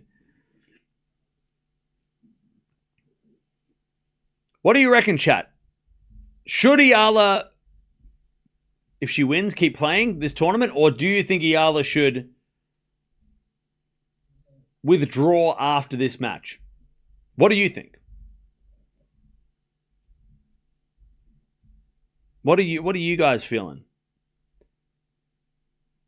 Should she play this tournament if she's hurt? If she double faults Falei, that's just free. A lot of double faults from Falei today. Love 30. Alex should go on. Withdraw after the match. Withdraw to 250, 125. Not worth it. Play. Withdraw and be ready for Wuhan. I mean, that's a big tournament. Wuhan is a big event. I don't know if she's going to play Wuhan, though, because she's not in the main draw. She'll have to play qualies. Anyways, 15-30, good serve by Falei. Withdraw for her to rest if injured. 15-30, not worth continuing. Rest, okay. As the return goes into the back of Falei, Eala gets it back. No, Falei hit it long. My bad. And it's 15-40. God, Falei is... I mean, look. This is... She's 323 in the world, Falei, right? If Eala plays someone that's top 100, they would know how to play against somebody who's got this kind of injury. Whereas Falei is just playing... She's almost like, oh, yes, she's injured. I better make her run. And then she's overplaying. And trying to, putting pressure on herself. As she double faults again. That's 2 double faults. She's giving Eala 3 points. When Eala, and obviously Falei maybe panicking a little bit, going, oh, I can win this set. I can win. But because Eala's not just giving her 3 points, Falei's kind of pushing a little bit too much. She's going for too much. She's hitting double faults because she can feel that, oh, I could win a set. But she keeps getting broken, so she can't win a set if she keeps getting broken. All right, Eala's going to serve the match again for a second time. All right. Yeah, a lot of free points coming from Falei, which is great for Eala because Eala doesn't want to play long rallies. She doesn't want to have to run and stretch and hit. But Falei's just letting Eala get away with it. Giving her some charity, which is very generous. But again, look, Falei's 323 in the world. If she's playing against someone in the top 100, Eala, this match would be a lot harder with an injury, right?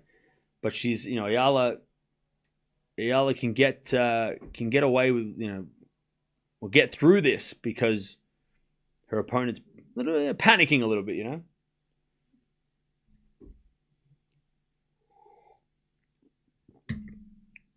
All right. Eala to serve for the match, take the win. I've been playing almost 2 hours as well, so just shows how physical it's been, especially the second set. It has been physical for Eala and painful for Eala, right? All right, Eala serving for the match again. Serving to the backhand of Falei. Forehand from Eala. Into the backhand of Falei. As Eala forehand again to the backhand of Falei. Falei hits it wide, 15-love. And we talked about it earlier in this match, why Eala's playing this and not Beijing. And my theory is that her coaches have set a plan for the year and they're sticking to the plan. They're not changing it mid-season, right? But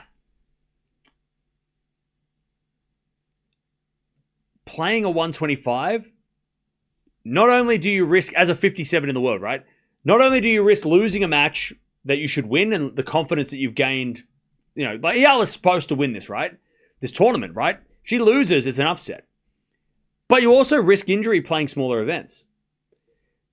If she got injured in Beijing, that would be a different, maybe that would be worth it, right? Getting injured at a 125, is it worth it? You know what I mean? 30-love. As that goes out by Falei, 40-love. Eala's got match points. But this match has cost her physically, unfortunately.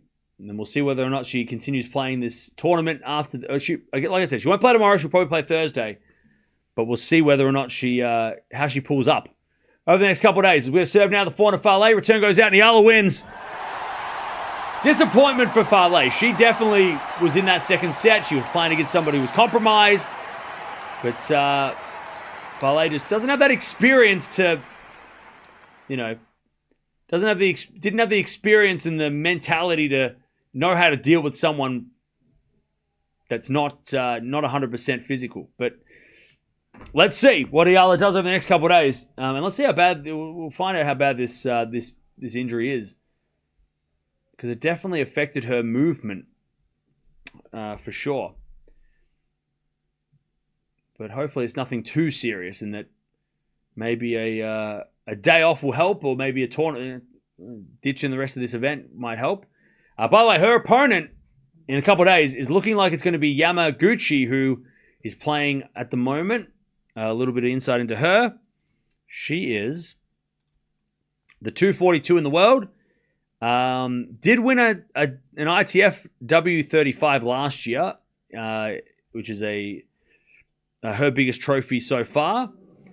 Currently at a career high ranking, apparently. Oh wait, no, this was back in May. Hang on, let me find out the current situation. Hang on. Japanese player, by the way, and that's because, assuming that she wins. She's currently winning.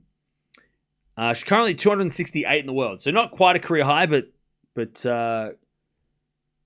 not far away from her career high. 26-year-old from Japan, so she's been playing for a little bit, and that seems most likely to be her opponent in the next round. Eala. Not sure what I can look at her now and have a look at what she looks like. Her game wise, what her game might entail. She's on the outside court, so it's a little bit. There's no crowd out there that I can see. But yeah, big step up for Yamaguchi if she does win to play Eala.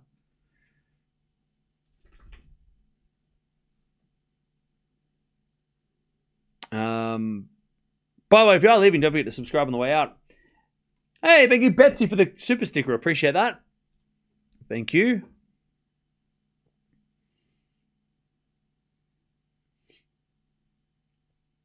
No worries. Thanks for everybody for hanging out. Happy to be here.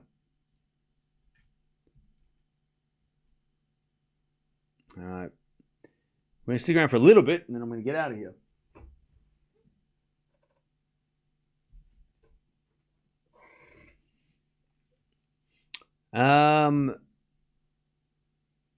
Till the next round? Yeah. Well, that's the thing. Hopefully Eala continues to play. Hopefully it's nothing serious.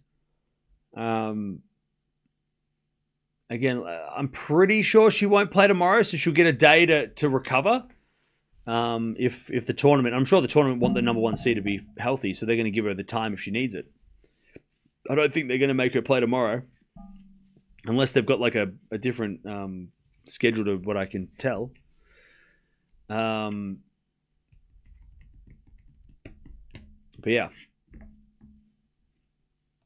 just having a look at Yamaguchi here, see what she does.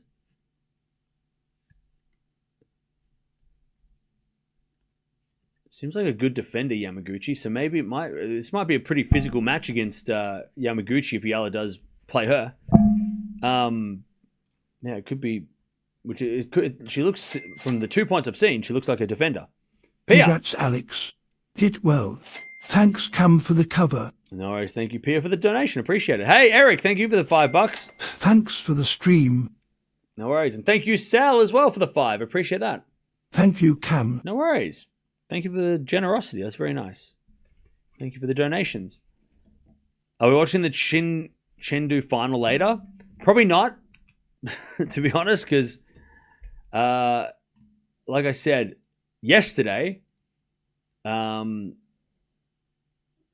not watching much over the next couple of days. I've got videos to make, a video to make about the tournament for next week with, Beijing for the men next week. I got to do that because the draw hasn't come out yet, but when it does, we're not watching everyone over the next few weeks. So sorry.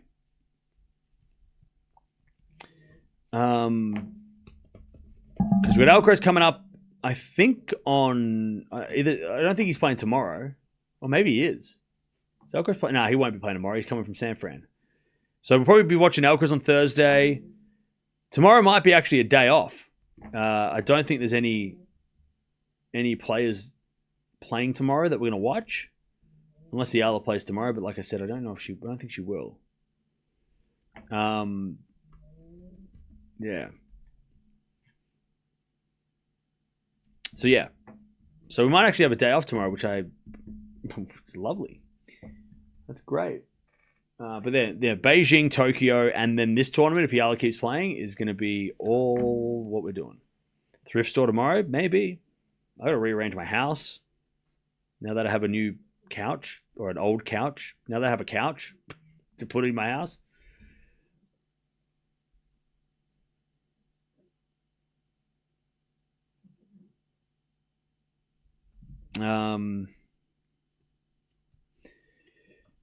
So you got to figure that out.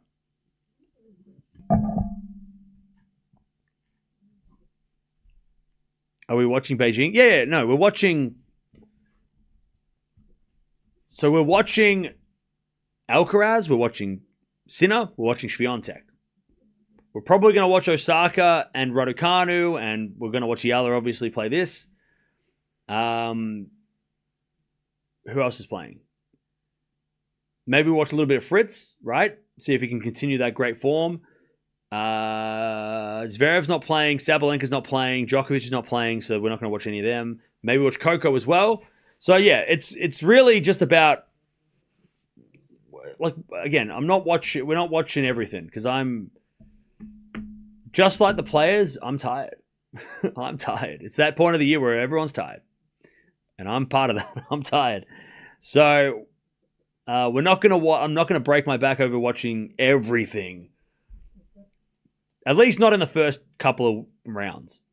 Quarterfinals onwards, we'll watch a lot of it, but I'm not doing. I'm not watching 8 hours a day for round one. Right? I can't. Right? I need to. I went to the doctor yesterday, and I need to listen. I need to listen.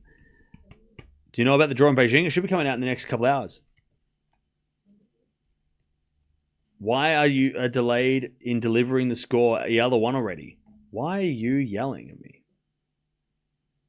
Why am I getting yelled at by someone who is probably watching the stream 10 minutes late? You got to refresh the stream. We've been watching this live. Hello? Why are you watching the stream on a 30-minute delay, brother? That's definitely not. You don't think I know that Eala won? I've been talking about it for like 10 minutes.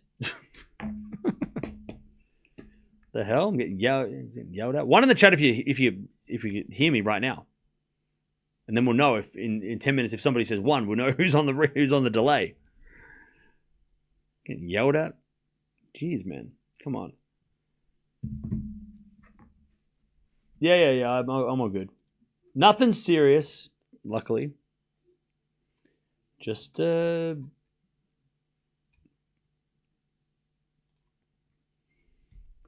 general health. Zverev is playing? Wait, Zverev's playing? I thought he was taking the week off. Where the hell is Zverev? Zverev's playing? Where? Is he playing in Beijing? Oh, he is. Oh, okay. Well, we might watch a bit of Zverev. I didn't realize he was playing. That is interesting. All right, everybody's on. Okay, so this is one person who's not live.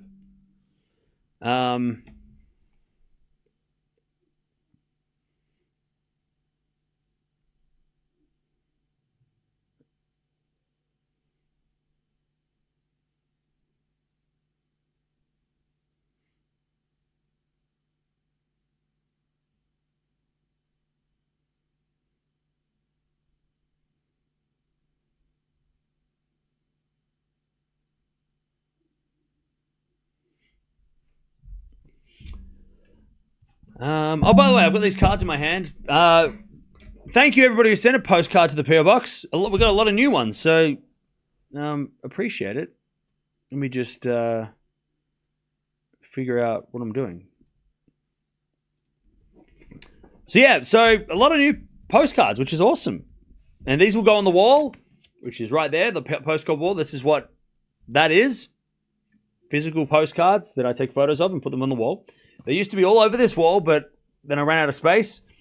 So now we have a virtual postcard wall. So if you want to send a postcard, PO Box down below. If you want to send, M&Ms, I'm a fan. So you can send M&Ms. New York. First one is from New York. And this one says, Cam, greetings from from the US Open. Thank you for all your commentary. It's a winner. And just says Swiatek or Iga with the number 1. So thank you to Cam for the postcard from the US Open, apparently. There we go. Hopefully you had a good day and enjoyed. Next one is from Mallorca. Ooh, chat, we're going from one place to the other. This one says, greetings for... I hate it when the post office stamp on the message, so I can't read it. But greetings from the Rafa Academy? No, from Mallorca. Just visited the Nadal Academy. From Annabelle. Hey, shout out to Annabelle. Thank you for that. Hopefully you enjoyed it. Did you see Uncle Tony? That's actually fun. That's a trip. We got this one here, which is an anonymous peer. It's in America somewhere. I want to say... Oh, it says right there. North Carolina? I want to say that's North Carolina. Wrightsville Beach. It says Wrightsville Beach. Wrightsville Beach. And this one says, thanks, Cam, from Kevin. Oh, it says North Carolina on the card. I should just read. Shout out to Kevin. Thank you, Kevin, for the card from North Carolina. Next one is a bit of a painting. And this one is from the Van Gogh. Oh, that's a Van Gogh. It's from the Van Gogh Museum in Amsterdam. Greetings from Amsterdam, where I'm currently on a short holiday. Enjoying streams from the Canadian Open from Magda. So thank you, Magda, for the lovely postcard from Amsterdam. And this one, there's 2 postcards. So it says the same thing on both. So thank you for only one of them makes the wall. So I'll probably put this one up here, I reckon. But this one it says the exact same message. It says, greetings from Piento Abruzzo, Italy, for the postcard wall. And it's from, I can't read cursive, from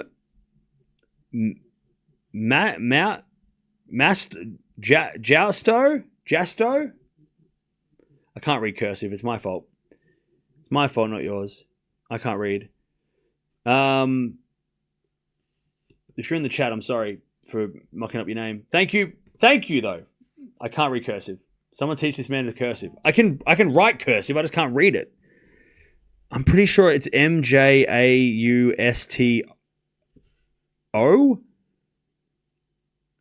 I think it's M.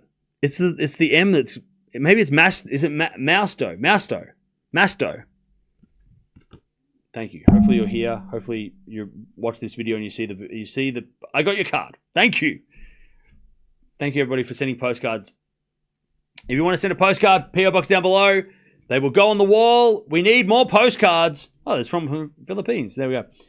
We haven't got many postcards coming out of Africa. So we need more. And if you're in Africa or in South America, we don't have any Brazil, Argentina. If you're from any of those places, send postcards through. The reason why we do postcards is because it's the cheapest thing to send.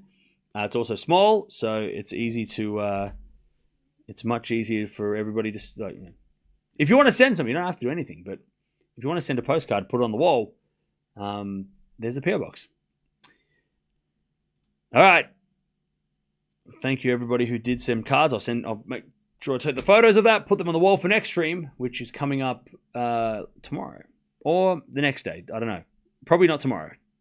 I don't think we're doing postcards. I don't think we're going to do streams tomorrow. Tomorrow's the day off. Hopefully. All right.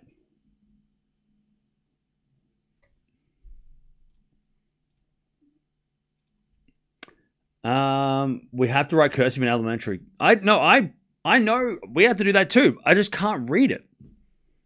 It's different. It's like it's like understanding a language and trying to speak it, right? Except this time I can write the language, I just can't understand it. I just can't read it. I can speak the language, but I just can't read the language. It's 3 a.m. here. What am I doing? You're a savage. That's what you're doing. You're being a savage. And I appreciate that. All right, chat. I'm out of here. I'll see you guys soon. Video will be coming out for Beijing whenever the men's draw comes out. We're going to be doing something for that. So make sure you stick around for that in the next couple of hours, hopefully. But I'll see you guys soon. Eala wins. 6-3-7-5. We'll see if she keeps playing this tournament. Hopefully she does. Hopefully it's nothing serious. But she wins first round and is into the second round of Jingshan. We'll see you later.